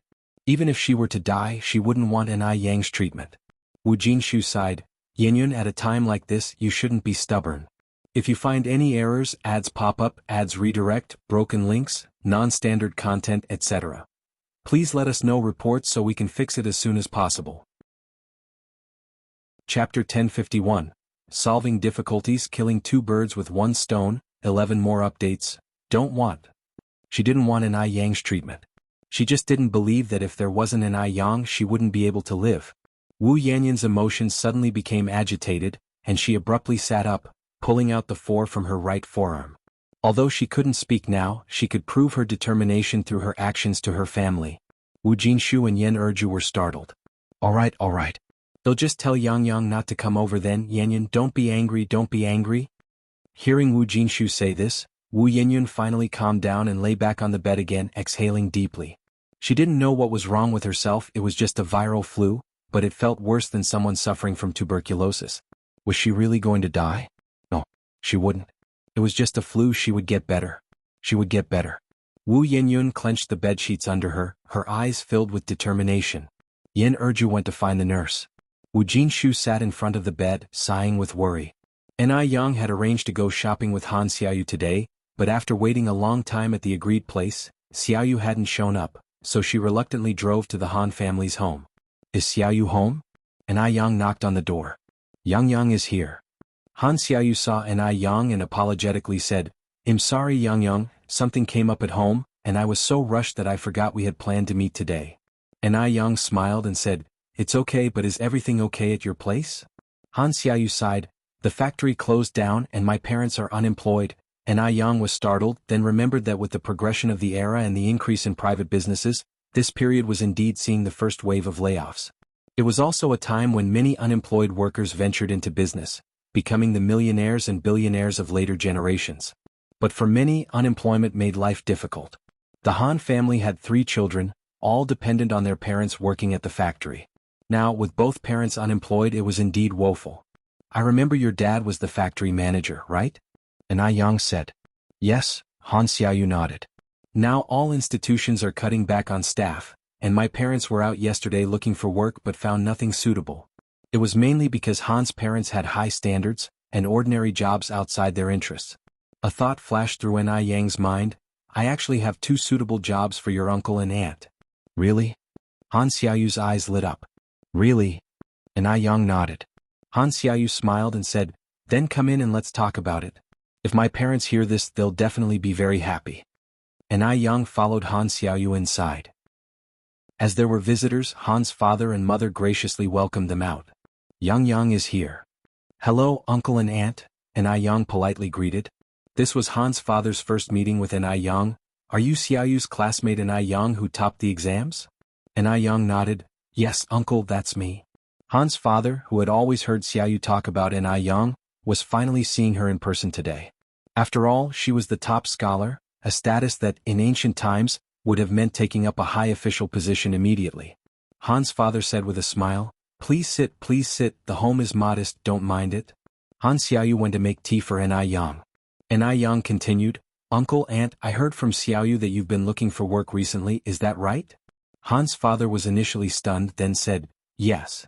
Yang said, I have a job here, do you want to give it a try? Han's father's eyes brightened. Really? And Yang nodded. Han's father then asked, what kind of work do you want to offer us? Do you think the two of us can handle it? I heard from Xiaoyu that uncle, you were previously a factory manager and aunt was in factory finance, right? Yes. And Yang smiled and said, then I will hire you as the factory manager and aunt as the finance manager. The factory was almost built and the workers were mostly recruited, but they still lacked a factory manager and a finance manager. It just so happened that Yang was worried about finding an experienced factory manager, which solved an urgent need for her. It solved not only Yang's urgent need but also the Han family's. It was a win-win situation. Helping oneself can also help others. Upon hearing this, Mr. Han was shocked. Yang, you're not joking with me, are you? Factory manager? Mr. Han had never imagined that one day he would become a factory manager. Could one become the head of a factory that easily? Mr. Han felt that this matter was a bit unreliable. Although Yang was the top scholar in the nation, she was only an 18 or 19-year-old kid. Could she really manage a factory? Yang shook her head with a smile. Why would I joke with you? Mr. Han continued, then where is this factory you are talking about? What does the factory produce? Yang said, to be honest, the factory is my own. Her own factory? Not only Mr. Han was stunned, but so were Han Xiaoyu and Mrs. Han. Was she just boasting? Words alone aren't proof, so let's do this, I'll take you to the factory for a tour. Yang stood up. Considering her age, owning her own factory was indeed incredible. It was normal for Mr. and Mrs. Han to be skeptical. Thus, Yang decided to take them to Jianghu village to clear up their doubts. I'll go get the bicycle, Mr. Han said. Yang smiled, no need to ride a bicycle. I came by car today. Driving? Han Xiaoyu grabbed Yang's arm. Oh my god, Yang, you drove here? Is it one of those four-wheel sedans? Yang nodded, yes. Han Xiaoyu swallowed hard. Han Xiaoyu had always known that Yang came from a well-off family, but she had no idea it was to this extent. A sedan. Ordinary families found it hard to even buy a bicycle, yet Yang already had a sedan. Mr. and Mrs. Han exchanged glances, also seeing disbelief in each other's eyes. Could the child be playing a trick on them? Only when they all followed Yang out and sat in the ordinary-looking but luxurious sedan, did they believe that Yang was not lying. Han Xiaoyu, sitting in the passenger seat, exclaimed with excitement, Yang, you're so amazing. You can even drive a car. Oh my goodness. Don't laugh, but this is my first time in a sedan. Before long, the car entered Jianghu village. Han Xiaoyu asked, Yang, does your family live here? Yes, this is Jianghu village. Han Xiaoyu said in amazement, your village is so nice. They even installed street lights. It's like the city, not like a village at all. Mr. and Mrs. Han nodded in agreement. Who would believe this was a rural area if they hadn't seen it with their own eyes? It wasn't long before they arrived at the factory. The factory had already been under construction for 2 months. The framework had already emerged because it covered a large area, making it look very imposing. There were about 10 more days to the New Year holiday, so the workers were working extra hard these days. Yang treated them so well, they couldn't let the New Year delay the construction schedule. Seeing Yang coming, everyone greeted her enthusiastically. It was evident from everyone's attitude that Yang was very popular.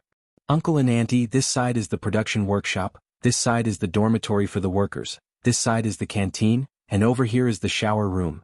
Seeing this scene with their own eyes, Mr. and Mrs. Han no longer had any doubts. Yang then discussed her plans with Mr. and Mrs. Han. After all, Mr. Han had been a factory manager for over a decade and offered several valuable suggestions to Yang. Meanwhile, the look in Mr. Han's eyes toward Yang changed. Although Yang was only a teenager, her knowledge and experience were far beyond that of her peers, even beyond what he could match. This was truly impressive. After they toured the factory, Yang took Mr. and Mrs. Han to the family home. Han Xiaoyu said, Yang, this is your house? Yang nodded. Your home is really beautiful. There was heating in the living room on the first floor. Yang took off her coat as they entered. Uncle and Auntie Xiaoyu, please have a seat. The nanny immediately went to make tea.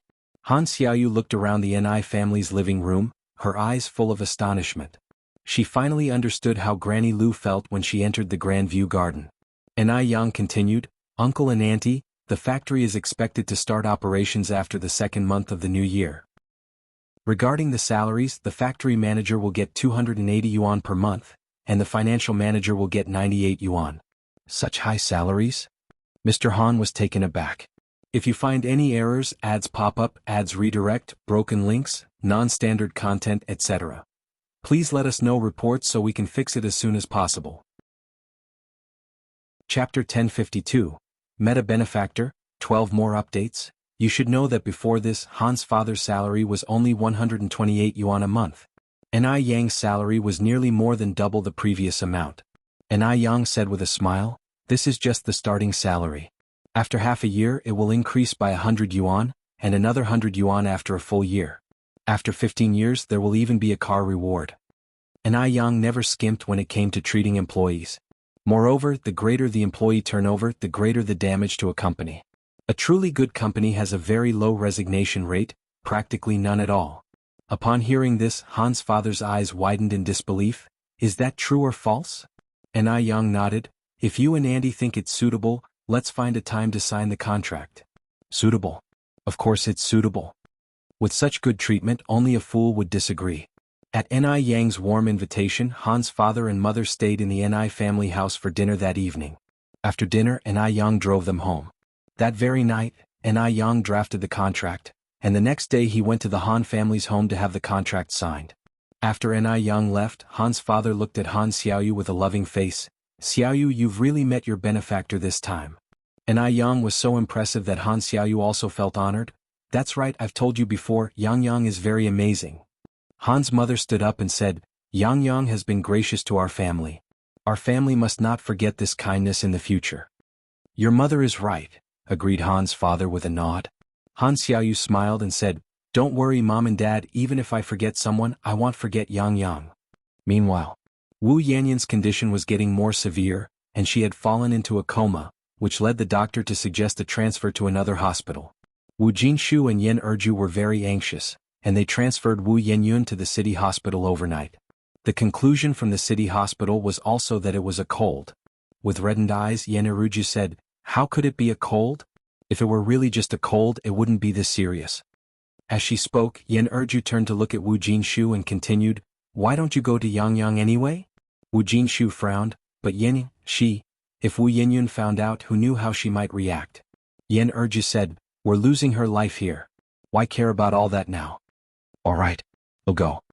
Wu Jinshu went to the Ni family's house overnight. The snow was flying outside. When Ni Yang opened the door, Wu Jinshu was covered with a layer of snow, including his eyebrows, which were all white. Ni Yang almost didn't recognize him. "Yang Yang. Godfather? Why have you come? Please come in quickly." Wu Jinshu followed Ni Yang inside. Once inside, Ni Yang poured a cup of hot milk tea for Wu Jinshu. "Godfather, have some hot drink first to warm up your body." Wu Jinshu rubbed his frozen hands and immediately took the milk tea, drinking it in one gulp. "Godfather, it's so late. You must have come to see me for something urgent?" Ni Yang said. Wu Jinshu nodded. "It's about Yenyun, she's fallen ill.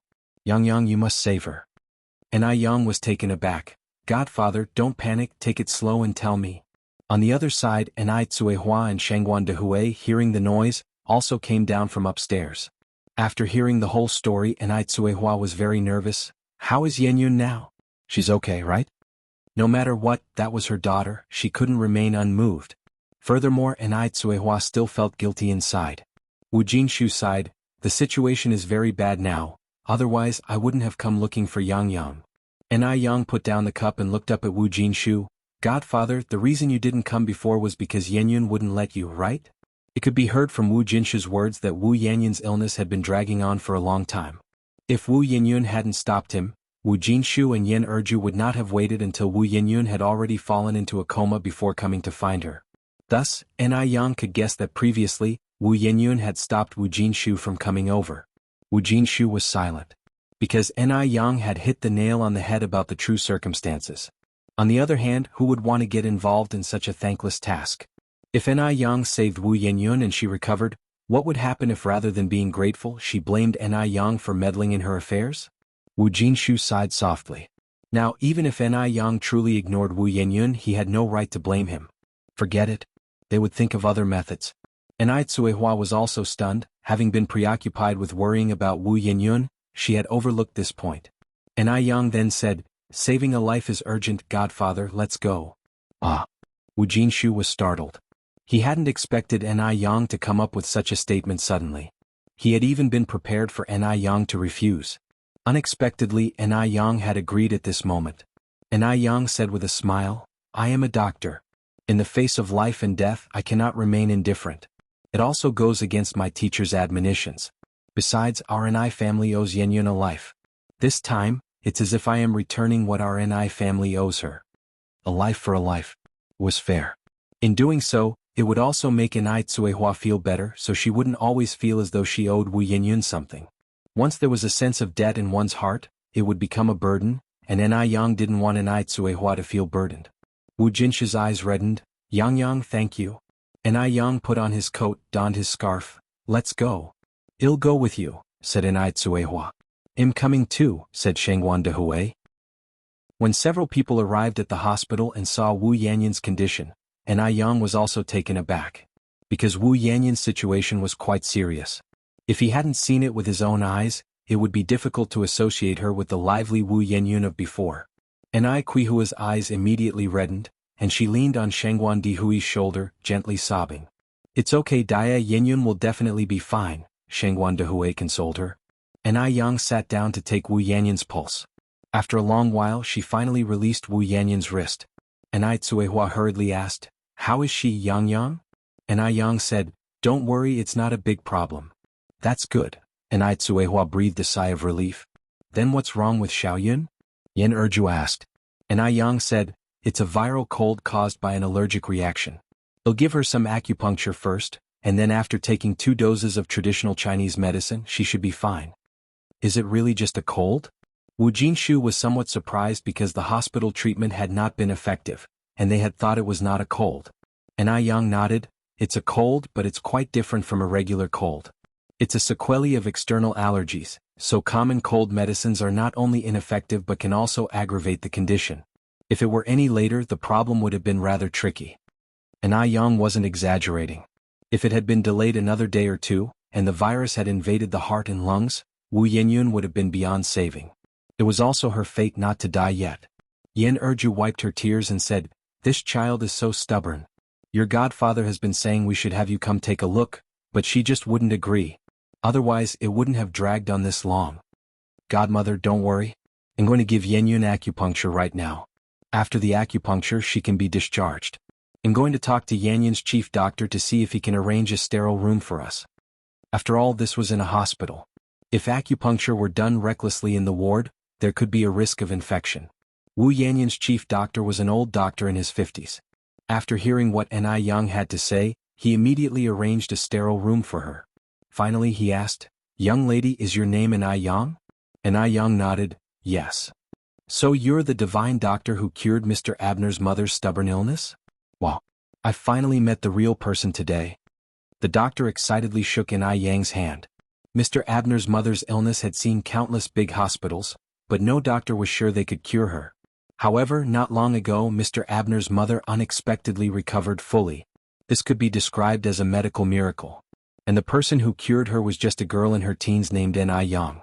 From then on, Ni Yang was called the Divine Doctor by scholars in the medical field and became a legend in the field.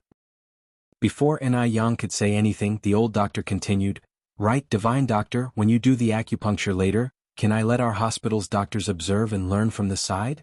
Ancient medicine is a legend of China. If it could be integrated with Western medicine, it would surely benefit mankind. A doctor's heart is benevolent. Ni Yang was never a stingy person. Of course, no problem. The old doctor didn't expect Ni Yang to agree so readily and said stunned, Then thank you, Divine Doctor. I'll go tell everyone now. If you find any errors, ads pop up, ads redirect, broken links, non-standard content, etc. Please let us know reports so we can fix it as soon as possible. Chapter 1053, Completely Give Up, 13th Update. Although Ni Yang was performing acupuncture on Wu Yenyun with many doctors standing by, she was not nervous at all. She remained as composed as ever. Her movements in inserting the needles were smooth and flowing, and from a distance, there was even a hint of an artistic martial flair. The doctors watching were dumbfounded. If they hadn't seen it with their own eyes, who would believe that a teenager could be so skilled? After more than 2 hours of acupuncture, Wu Yanyun's condition gradually improved, and her originally pale face started to turn rosy, with the blisters on the corner of her mouth also shrinking. While they hadn't completely disappeared, they were at least not as disturbing as in the beginning. Ancient medicine is truly miraculous. Our ancestors' legacy is indeed marvelous, isn't it? After the acupuncture session, Wu Yanyun was taken out, and Ni Yang was surrounded by a group in the middle, answering various medical questions. Although she was younger than everyone present, her aura was not the least bit diminished. With confident eyes and sophisticated speech, she provided the most professional answers to the most complicated problems, earning everyone's genuine admiration. Ni Yang's tone was neither fast nor slow, perfect for the doctors to take notes. One of the female doctors felt more and more familiar with Ni Yang as she watched. "Little divine doctor, you're the national top scholar of this year, aren't you?" Ni Yang had appeared on television 3 times this year, so anyone who had seen the news would have some impression of her. Ni Yang nodded with a smile. "Yes." The female doctor covered her mouth and exclaimed, "Oh my! Oh my! I knew you looked familiar. So you are the national top scholar in Ni Yang, right? My child adores you. Could you give me an autograph?" "Of course." The female doctor was thrilled to death, passing her notebook to Ni Yang. "Little divine doctor, please sign here. My child is taking the college entrance exam next year. Ever since he saw your news, he's been so much more diligent in studying, and even says he wants to be the top scholar too."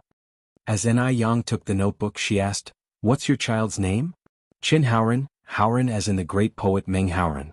Ni Yang nodded and wrote on the notebook, "Through a decade of toiling over books under a cold window, all in hope of being honored on the list of success, wishing student Wang Haoren leaps through the dragon gate like a carp. December 20th, 1985. Signed, Ni Yang." The characters Ni Yang wrote were powerful yet unrestrained, impressively beautiful. The female doctor received the notebook with both hands. "Thank you, little divine doctor. Our child will be so happy to see this." "You're welcome," Ni Yang said with a slight smile. When she returned to the ward, Ni Yang was surprised to see Ni Tsuehua and Shengguan Dehui standing outside and asked, "Mom and Dad, why are you standing outside?" It was winter and the corridor was so cold. Ni Tsuehua sighed, looking somewhat upset. "Well, Yanyun has woken up. Has she started making a fuss again?" Ni Yang spoke in an indifferent tone, her rhetorical question sounding more like a statement. Ni Tsuehua nodded. Not only had Wu Yanyun made a fuss, but the words she uttered were particularly nasty. Very hurtful. Ni Tsuehua couldn't bear to hear them, and she thought that if Ni Yang heard them, she probably couldn't bear them either. Ni Yang's eyes remained indifferent. Let her fuss. What's out of sight is out of mind. After all, we don't owe her anything anymore. Ni Yang had long been disappointed in this sister. Wu Yanyun's reaction after waking up was also within her expectations, so she was not surprised at all. Shengguan Dehui nodded. "Yang is right, Dia, we don't owe Yanyun anything anymore and you don't have to feel guilty either. Whether as her mother or as Ni Yang being her sister, you both have done very well. You don't owe her anything. There's no need to always indulge her." In Shengguan Dehui's view, Wu Yanyun truly lacked any sense of gratitude. If she had even a shred of gratitude, she wouldn't have treated Ni Tsuehua like this today. By now, Ni Tsuehua had also come to a realization. From now on, she would act as if she had never given birth to this daughter. Just then Wu Jinshu came out of the ward, his face filled with shame as he said, Yang, Dad Yang, Mom Yang, I'm so sorry.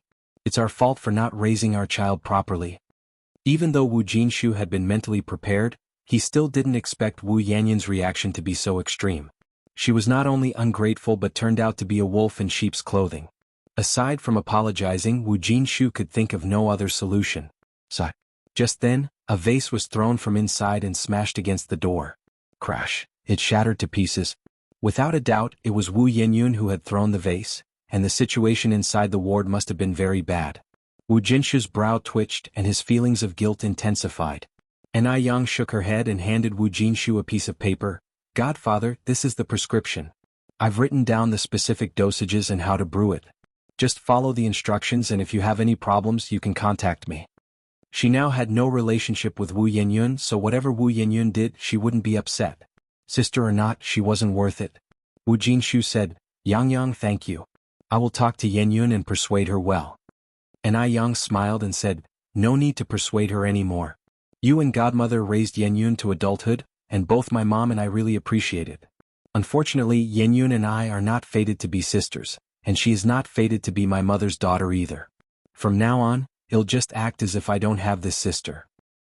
This was probably the first time An Yang had spoken so harshly in front of Wu Jinshu. After a pause, An Yang continued, "But rest assured, I still hold firm to what I said before, you and Godmother will always be my godparents." After all, Wu Jinshu and Yan Erju saved Wu Yenyun, and that made them benefactors of the An family. Wu Yenyun could choose not to acknowledge that. But the people who saved Wu Yenyun could not go unrecognized. No matter what, one shouldn't live without a conscience. Wu Jinshu's eyes reddened, suddenly at a loss for words. An Yang was too sensible to the point where it made him feel guilty. If only Wu Yenyun could be a little sensible too, then he wouldn't be in such a difficult position. Actually, Wu Yenyun used to be very obedient and well-behaved.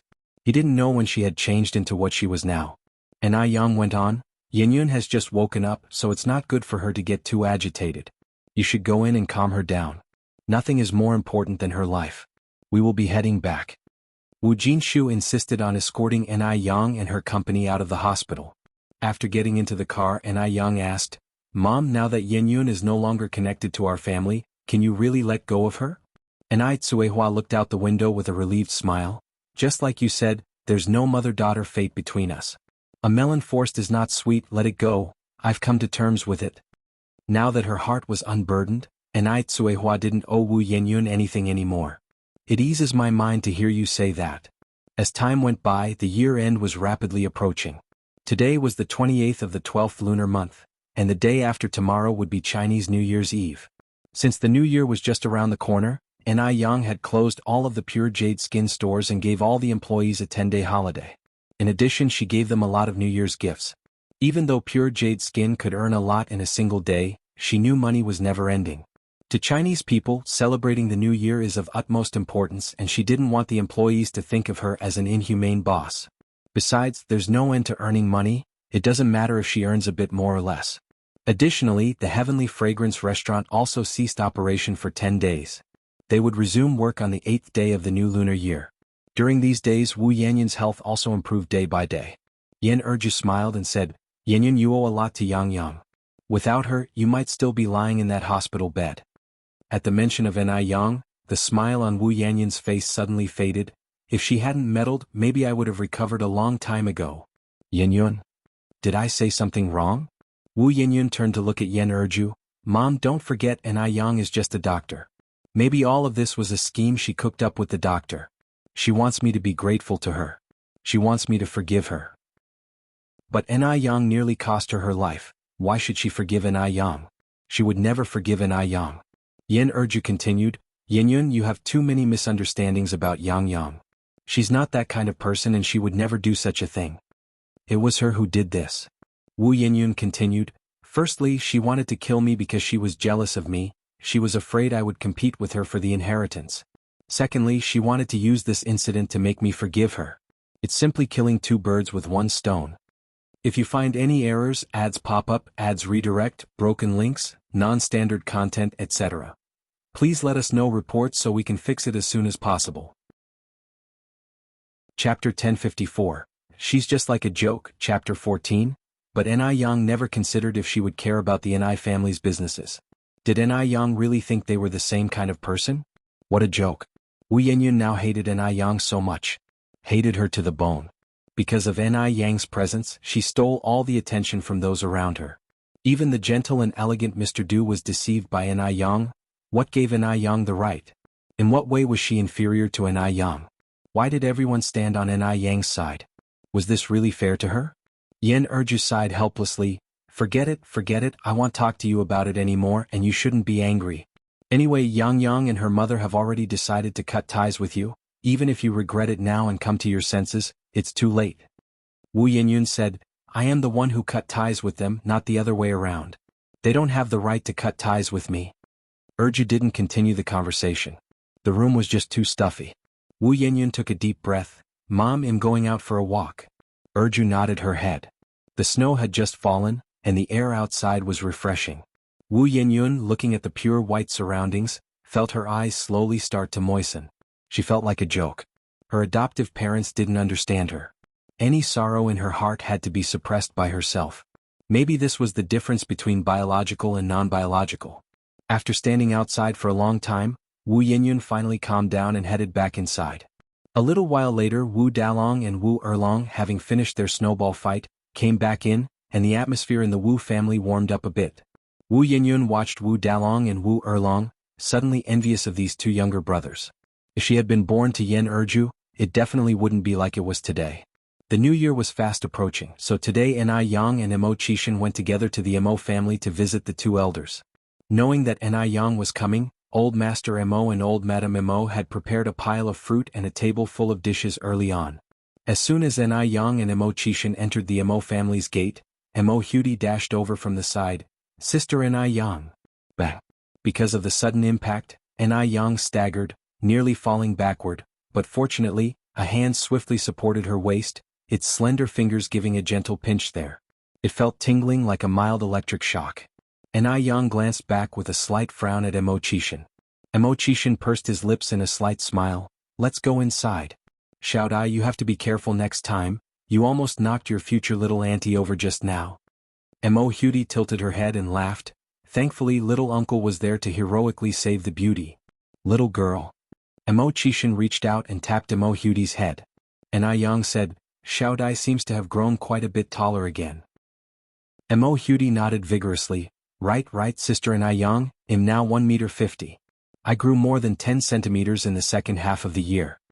The heating in the Mo family's house was very warm, and as soon as Ni Yang entered, she took off her coat, which Mo Qishan smoothly took from her, draping it over his arm. Yang is here." Hearing the noise, Old Master Mo and Old Madam Mo came out from inside the house. "Uncle, Auntie," Ni Yang greeted politely.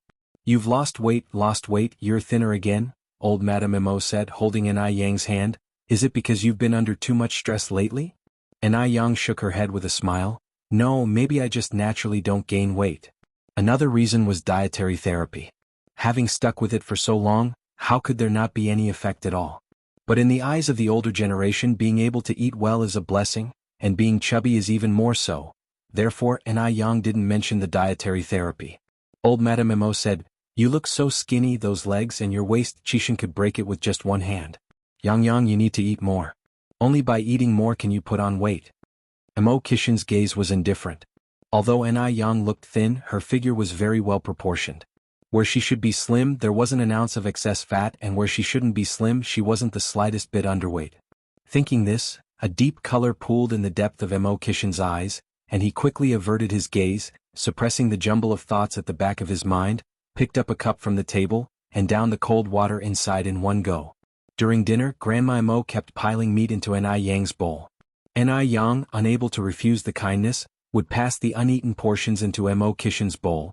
Whether she had touched them or not, all of it ended up in Mo Qishan's bowl. Mo Qishan wasn't picky and accepted everything wholeheartedly. Most importantly, he seemed to really enjoy it. Seeing the affection between the young couple, both Grandpa Mo and Grandma Mo felt relieved. After the meal, Ni Yang and Grandma Mo chatted, while Grandpa Mo pulled Mo Qishan aside. "Dad, did you want to see me about something?" Without saying another word, Grandpa Zheng took out 2 cards from his pocket and stuffed them into Mo Qishan's pocket. "Take these." "What are you doing?" Mo Qishan was taken aback. "I'm giving you money." Grandpa Zheng looked at Mo Qishan as if he were looking at a fool. Mo Qishan helplessly handed back the cards to Grandpa Zheng. "Dad, I'm not short on money right now." "Nonsense." Grandpa Zheng's face hardened. "Nowadays, young people need money for dining out, dating, attending concerts, watching movies. Doesn't each of these require money? I remember it's been a long time since your mother and I have given you money, right? You rascal, why act with pretension with your own parents? Just say if you are short on cash. You can't expect Yang to support you." At this, Grandpa Mo landed a kick on Mo Qishan's foot. "Dad!" Mo Qishan exclaimed, "Are you serious? I am your own son." Grandpa Mo said proudly, "If you weren't my own son, you wouldn't enjoy this kind of special treatment." Mo Qishan, Grandpa Mo went on, "If you're running low on cash, just let me know. Don't even think about saving money when dating. Our family is wealthy and you don't need to save. Take the money." "I really don't need money." Grandpa Mo glared at Mo Qishan, gruffly saying, "If you say you don't need money one more time, it'll break your legs." Mo Qishan, fine, he would just keep his mouth shut. The father and son were talking at the stairwell turn, and just at that moment Xiao Yingying happened to be coming downstairs and saw everything. A sneer curled the corner of Xiao Yingying's mouth. This Imo Qixin was really too pathetic. How old was he, still taking money from his family? Mud is mud, it could never be put on the wall. Xiao Yingying shook her head, shedding the sneer from her face, and walked past the two men. Seeing Xiao Yingying, Imo Qixin frowned slightly. Why hasn't she left yet? Grandpa Imo said indifferently, it seems like Baichuan's aunt and uncle went abroad for a vacation, so she hasn't left yet. In the end, one more person is just another pair of chopsticks. Don't bother about her. Imo Qixin kept an impassive face and said no more. Xiao Yingying went straight to the living room and saw An Yang there. The mocking look in her eyes, which had faded, now re-emerged. She used to be so jealous of An Yang, but she wasn't the least bit jealous anymore. So what if An Yang was pretty? Being beautiful didn't change the fact that she was marrying a loser like Imo Qixin. Xiao Yingying didn't even want to greet them and left the Imo family's living room, just in time to run into Imo Baichuan and Zhao Jingrong at the entrance. Cousin. Yingying, where are you going? Asked Imo Baichuan. I'm going to the department store to buy some stuff, said Xiao Yingying, and as if she had just remembered something, she pulled Imo Baichuan aside, lowering her voice arrogantly. Cousin, let me ask you something. Go ahead. Xiao Yingying continued, Chinese New Year is around the corner. Will Mr. Mog come here to celebrate? Imo Baichuan sighed. Yingying, how many times do I have to tell you? I don't know Mr. Mog. I really don't. Why did everyone think he knew Mr. Mog? Xiao Yingying said disbelievingly, Cousin, stop lying to me. I'm your cousin. No matter if you beat Xiao Yingying to death, she wouldn't believe that Imo Baichuan didn't know Mr. Mog. If Imo Baichuan didn't know Mr. Mog, then Mr. Mog wouldn't have brought a gift to Grandma Mo's birthday banquet. Did they think she was a fool? Xiao Yingying went on, Cousin, just tell me. I swear I'll keep it secret. I won't tell anyone. Knowing when Mr. Mog would come over, she could also dress up and prepare. Yingying, Imo Baichuan said with a frown, stop messing around. Xiao Yingying pouted, don't tell me then. It's not a big deal. If not, she would just dress up beautifully every day after the new year. That way Mr. Mog would see the most perfect her. A faint smile crossed Zhao Jingrong's lips, her eyes filled with smugness. Perhaps Xiao Yingying could never dream that Imo Baichuan was Mr. Mog. She looked forward to seeing Xiao Yingying's reaction when she found out the truth. By then the scene would certainly be very exciting. If you find any errors, ads pop up, ads redirect, broken links, non-standard content, etc. Please let us know reports so we can fix it as soon as possible. Chapter 1055, Boss Tricks Yang 15 Updates. Zhao Jingrong became increasingly smug and walked up to Imo Baichuan, whispering softly, Baichuan, let's go inside. Imo Baichuan nodded and followed Zhao Jingrong inside. Hiss. Just then a sharp pain shot through Zhao Jingrong's hand. Why was he suddenly using so much strength? Zhao Jingrong turned to look at Imo Baichuan, only to see his gaze fixed on the sofa in the living room. There were two people sitting on the sofa. It was An Yang and Imo Qixin. Imo Qixin was peeling an orange for An Yang, who was eating it and talking to Imo Qixin, a faint smile spilling over her lips, her eyes clear and bright, dimples shallow, a beauty almost like jade. How beautiful was An Yang? Beautiful enough to make Zhao Jingrong, a self-important heiress, feel utterly astounded. Every encounter with her was dazzling. An Yang was so beautiful and she was interested in Imo Qixin, that loser? Could it be that her intentions were not on the surface? Zhao Jingrong narrowed her eyes slightly, subtly withdrawing her gaze from An Yang and turning towards Imo Baichuan. She now had an intuition that An Yang had come for Imo Baichuan. Yes, it must be so. How could she do this? An Yang was shameless. Imo Baichuan was her boyfriend. She wouldn't allow anyone to steal him away. Zhao Jingrong tightened her grip on Imo Baichuan's hand, determined to keep a close watch on him from now on. Uncle Six. Imo Baichuan greeted Imo Qixin respectfully as he walked over. Uncle Six, Miss and I, Zhao Jingrong also greeted, following behind. Imo Qixin lifted his eyelids slightly. Emma. An Yang nodded politely at Zhao Jingrong. Although there were some grievances between her and Zhao Jingrong, she was, after all, an elder, and elders naturally behave generously. Why bother with a junior? Zhao Jingrong smiled and said, Miss and I hasn't come with Uncle Six for a while, right? Yes, An Yang nodded slightly. Your Uncle Six has been busy lately. He only just found time at the end of the year. Busy? Busy with what? Busy turning into a loser? Those words, Only Ni Yang could utter them without biting her tongue. Zhao Jingrong almost laughed out loud, the mocking expression in her eyes growing more apparent. Seems Uncle Six is indeed a very busy man, Zhao Jingrong said. Ni Yang was non-committal, as if she hadn't understood the implication in Zhao Jingrong's words. Zhao Jingrong continued, I wonder what Miss Ni has been busy with recently? Just casually keeping busy, said Ni Yang in a light tone. Zhao Jingrong smiled and said, They say birds of a feather flock together, Uncle Six is a busy man, and so is Miss Ni. But who stays busy just casually?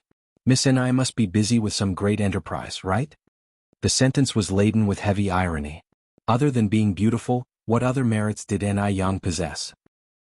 Though she was the Zheng family's long-lost daughter, she was born a peasant, a true country bumpkin. How many notable ladies did she know in this circle? Compared with her, Ni Yang couldn't even match a single strand of her hair. Zhao Jingrong intended to make Ni Yang lose all face in front of Mo Baichuan thoroughly, to trample Ni Yang underfoot completely. Only thus could she ensure that Mo Baichuan wouldn't be seduced away by Ni Yang. Otherwise, Zhao Jingrong always felt uneasy. Ni Yang smiled faintly, lowering her eyes towards Zhao Jingrong, her dimples shallow. Jingrong, let's go eat fish sometime, you seem quite good at picking bones. Eat fish? Ni Yang wanted to go with her to eat fish? Zhao Jingrong was initially stunned, then realized what Ni Yang meant. Her face turned alternating shades of red and white, quite unsightly. Ni Yang, this vixen. She dared to mock her. Although Zhao Jingrong was furious inside, she still maintained a smile on her face. Miss Ni really has a sense of humor. Ni Yang's eyes and brows were clear and sharp. Jingrong, you're too modest. Jingrong is young and tends to speak out of turn, not a match for Auntie Six. If she has been offensive, I hope Auntie Six will show some mercy. Mo Baichuan intervened, trying to defuse the situation for Zhao Jingrong. Why was Ni Yang targeting Zhao Jingrong? It was just because Zhao Jingrong was his girlfriend. Ni Yang was jealous of Zhao Jingrong. Mo Baichuan knew Ni Yang too well. Everything she did was for him. Including Ni Yang's visit to the Mo family today, it was because of him. Ni Yang must have known that he would bring Zhao Jingrong home today, so she came back with Mo Qixin. However, Ni Yang was still stubborn, not admitting she liked him. He really didn't know what she meant by playing hard to get. Ni Yang knew Mo Baichuan's character well. She knew he must have fantasized about something again. She was really having a tough time. Ni Yang rubbed her forehead, feeling somewhat headache. Mo Qixin spoke lightly, Nephew, if we are talking about age, Yang Yang is even 5 years younger than your girlfriend. As a junior, she should act like one. Being young is no excuse for incompetence. That's true, Mo Baichuan swallowed his words. After his uncle spoke, Mo Baichuan continued, By the way, Uncle Six, Jingrong and I are planning to get engaged after the new year, he said, sneaking a glance at Ni Yang. Ni Yang looked indifferent, as if there were no particular emotions on her face. But Mo Baichuan knew Ni Yang hid all her feelings inside. Hearing this, Ni Yang must have felt extremely uncomfortable. Mo Qixin paused. At the beginning of the year, I heard you two were planning to get engaged. Why hasn't it been settled yet? These words made Zhao Jingrong feel uneasy too. Because at the beginning of the year Mo Baichuan did mention it, but then he got busy with work and never brought it up again. Eventually the matter was left unresolved. Now Mo Baichuan brought it up again. Could it be that he was serious this time? Mo Baichuan smiled. Uncle Six has a good memory. I did mention it at the beginning of the year, but work got busy and it was put off. Now that I have time after the new year, we plan to finalize everything during that time. Zhao Jingrong's expression brightened. Great. She finally saw the light after the long wait. Then let me congratulate you in advance, Mo Qixin said indifferently. Thank you, Uncle Six. Feeling a bit suffocated by the atmosphere downstairs and Mo Baichuan's odd looks, Ni Yang turned to Mo Qixin. Brother Mo, shall we go up to the Sky Garden for a walk? Sure, Mo Qixin nodded. Mo Baichuan watched Ni Yang's retreating figure, his eyes full of mockery. Was she unable to handle just an engagement announcement? What would happen on the day he and Zhao Jingrong got married? Yes, Ni Yang would definitely reveal her true colors then. He was looking forward to that day. On the top floor of the Mo family house, there was a transparent glass house filled with many flowers and plants. Despite it being winter, the glass house was blooming with flowers. Seeing the beautiful plants, Ni Yang's mood instantly improved. After walking out of the Sky Garden, Ni Yang and Mo Qixin played games in a room on the 3rd floor. Because Ni Yang really didn't want to see that narcissistic Mo Baichuan. And with Zhao Jingrong speaking sarcastically, and the new year approaching, Ai Yang didn't want to let insignificant people affect her mood. Mo Qixin held a game controller in one hand and picked up a cigarette with the other. Click, the lighter sparked, filling the air with a faint smell of smoke. Yang, do you want one? Mo Qixin smiled at Ai Yang. No, Ai Yang spoke indifferently, smoking is bad for health, don't you know? Mo Qixin took a deep drag on his cigarette, then blew a beautiful smoke ring. Really don't want one? No, Ai Yang shook her head.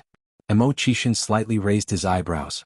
Before Ai Yang realized it, she was pressed down on the couch, a large shadow looming over her, his thin lips against hers, cool and tingling. He transferred all the smoke from his mouth into hers. The dense smoke hit her, and Ai Yang's eyes widened. He was too wicked. Using this trick.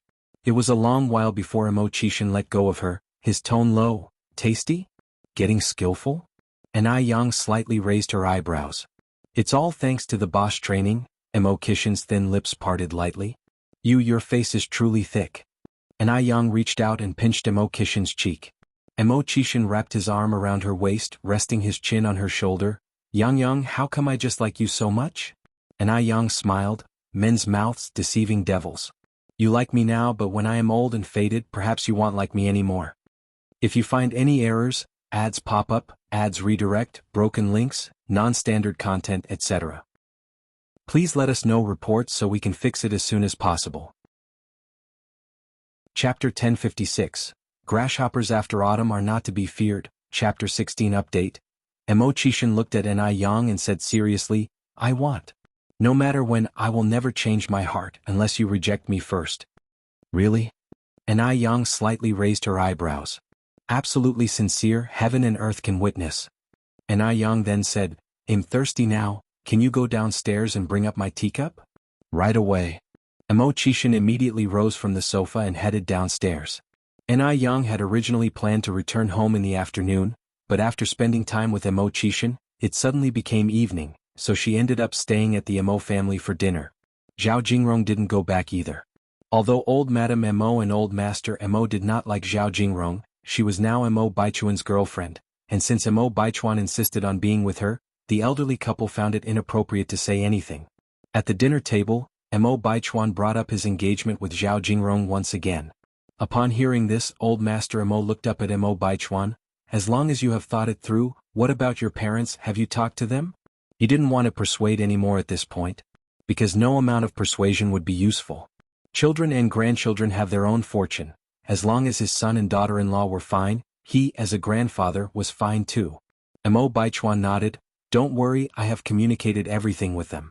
Old Master Mo said, as long as you have talked it through with them, just proceed with the arrangements when the time comes. Mo Baichuan was stunned for a moment, seemingly not expecting old Master Mo to be so easy to talk to. He thought old Master Mo would object. Zhao Jingrong sat shyly on the side, her heart sweet as if filled with honey. This was perfect. Finally they had reached this day. Soon she would be the envied Mrs. Mogg. After the meal, Mo Qixin prepared to take Ai Yang home. Just as the two of them were about to leave, Ai Yang suddenly remembered she had left something upstairs. Thus, Mo Qixin went up to retrieve it while she went to the restroom. Coming out of the restroom, she was blocked by a tall figure. Ai Yang frowned slightly, looked up, and saw that it was Mo Baichuan. Seeing Mo Baichuan, Ai Yang felt overwhelmed. She didn't know why, although she hadn't done anything. Mo Baichuan always thought she liked him, self-confident without any reason. Mo Baichuan looked at Ai Yang and said word by word, Ai Yang, I'm giving you one last chance. I'm about to get engaged to Jingrong. By then, even if you regret it, it'll be too late. He was giving himself a chance and also giving Ai Yang a chance. He didn't want Ai Yang to have regrets. More importantly, he didn't want to have regrets himself. Ai Yang was astute, knowing that she was playing hard to get, yet he still fell for her irresistibly. Although Mo Baichuan didn't want to admit it, Ai Yang had indeed achieved her goal. Mo Baichuan, let me emphasize seriously one more time, I have no interest in you, not even a cent's worth. I only like your uncle Mo Qixin. Only him. Saying this, Ai Yang pointed to her head. If there's something wrong here, you should hurry to the hospital for a checkup. Don't fantasize all day, it's easy to develop a mental illness that way. Mo Baichuan's expression turned cold, Ai Yang, stop pretending. Is there any point in keeping up this act? Aren't you tired? Resisting the urge to curse, Anai Yang pushed Mo Baichuan away, her brow furrowed. Mo Baichuan, I'm now your uncle's girlfriend and I will be your future aunt. Please show some respect in front of your elders. With that, Anai Yang walked outside. Mo Baichuan was a martial artist and not many people could push him. Yet Anai Yang had done it, seemingly without much effort. Mo Baichuan watched Anai Yang's retreating figure, licked his molars, his eyes filled with dangerous intent. If that was the case, he could only let Anai Yang regret it herself. He would definitely give Zhao Jingrong an enviable, grand wedding. Anai Yang arrived at the door just as Mo Qixin came down from upstairs. Yang, your bag. Anai Yang took the bag and got into the car with Mo Qixin. Big brother Mo, I think your nephew has a problem. Anai Yang had wanted to discuss this matter with Mo Qixin. After all, couples should be open and honest with each other without any secrets. However, she was worried that if she spoke out, it might impact the relationship between Mo Qixin and Mo Baichuan. They say that beauty is a source of trouble and she couldn't bear being a sinner. After careful consideration, Anai Yang decided not to mention it. As long as she kept her distance from Mo Baichuan, that would be enough. Mo Qixin dropped Anai Yang off at Jinghua village. Yang, it's too late now so I won't go in. Tomorrow morning at 10:30, he'll come to pick you up. Pick me up to go where? Anai Yang asked, somewhat curious. The day after tomorrow is New Year's. Let's go to Brother Dust's place tomorrow and have a look, Mo Qixin replied. Anai Yang curiously said, isn't he going back to Shanghai for the New Year? He's not going back, Mo Qixin said. All right, Anai Yang nodded slightly, I got it. Today was the 29th of the 12th lunar month, and the Ni family was bustling with activity.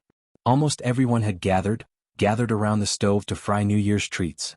Stuff like meatballs, radish balls, lotus root balls, and they had to steam the steamed buns. This was the first time Shangguanxi had tried making these things by hand. She was making them while simultaneously chatting with Anai Yang, and soon she had prepared a series of round, plump balls. Even Shangguansu was sitting with his sisters, kneading dough. Old Lady Shangguan and Old Lady Zheng were in charge of the stove, one tending the fire and the other frying the balls. Anai Tsuehua and Shangguan Dehui had gone to rinse rice and wash vegetables. Close to the New Year holiday, not only had the factory workers taken time off, but the Ni family's nanny had also gone home for the holidays. Old Master Zheng was outside in the yard making a snowman with little Ni Yun. Old Master Zheng was usually quite serious, but he would instantly crack whenever he encountered little Ni Yun. When Mo Qixin arrived it was exactly 10:30, and upon seeing such a warm scene, he couldn't help but pick up his camera and take several photos. Yang, Mo Qixin called Anai Yang. Anai Yang glanced up and Mo Qixin took the opportunity to press the shutter. A flawless 365-degree angle photo was taken just like that. Brother-in-law, I want a photo too. Little Ni Yun huffed and puffed as she ran over, posing with a peace sign. Brother-in-law, I want a photo too. Duo like a little parrot flapped his wings and flew over as well. Once the photos were taken, Mo Qixin rolled up his sleeves and joined the team making the balls. Anai Yang, surprised, said, I thought we were going to Brother Dust's place? Are we not going anymore? Well, go this afternoon. Oh. Anai Yang nodded. After lunch, Anai Yang and Mo Qixin left for the Du residence. You're going to Xiaodu's home, right? Here, take some steamed buns and lotus root balls with you. Old Lady Shangguan carried 2 bags to the car. Mo Qixin smiled and said, Grandma, you don't have to be so polite. You can buy these things outside. Old Lady Shangguan said, can those bought outside compare to ones made by hand? Take them. You can't get homemade ones outside. Then thank you, Grandma. Mo Qixin took the bags with both hands. Old Lady Shangguan smiled and said, why are you being so formal with me, child? Because of the New Year, the streets were very congested, with a festive atmosphere everywhere, except for the Du residents. Du Jiaojiao had returned to Shanghai for the New Year. Wang Ziki had also gone back to spend New Year's with his parents, and the remaining servants had taken leave as well, leaving old Mr. Du by himself. With the north wind carrying fallen leaves, the Du residence seemed exceptionally desolate. Upon entering, they immediately heard the sound of knocking on a wooden fish. Anai Yang secretly sneered, wondering if this man really wanted to become a monk. How could he spend every day reciting scriptures and worshipping Buddha? Didn't he get bored? Anai Yang was very curious how he persisted with it. A man in his 30s, yet living like a septuagenarian or octogenarian. Brother Du, Mo Qixin drew aside the bead curtain and went in. Old Mr. Du put down the wooden fish, Peiji has arrived. Brother Du, it's too lonely here. Why don't you come back with me for the new year? Imo-chishin suggested. Old Mr. Du fingered the Buddha beads. What's bustling and what's quiet, to me it's all the same. A good mindset leads to lasting happiness. While they spoke, they proceeded to the tea room. The smoke of tea curled up, shrouding their figures, making everything seem dreamlike and illusory. Tea shall replace wine when guests arrive on a cold night, with the bamboo stove boiling soup and fire glowing bright. While Imo-chishin and old Mr. Du chatted, Anai Yang found a book on the shelf to read. She loved reading and had an interest in almost every book, gradually becoming engrossed in it. Even though she had read Dream of the Red Chamber many times before, each new reading brought different insights. A beauty rolls up the curtain, sitting deeply, knitted brows frowning in thought. Old Mr. Du, one hand holding Buddha beads, took a sip of the slightly bitter tea broth and said, Peiji, have you been paying attention to the southern part of town lately? From what I understand, that group of old fellows seems to be getting restless. Imo-chishin lifted a teacup. Just a bunch of struggling grasshoppers after autumn, hardly worth fearing. If you find any errors, ads pop up, ads redirect, broken links, non-standard content, etc. Please let us know reports so we can fix it as soon as possible. You're tuning in to the Han Lee's Wuxia Adventures YouTube channel. We're so grateful for your support, and don't forget to subscribe to join us on this incredible journey through captivating stories. Your generosity through donations truly makes a world of difference, as it's the primary source of revenue that allows me to expand and enhance this channel for you. Thank you from the bottom of my heart for being a part of this adventure.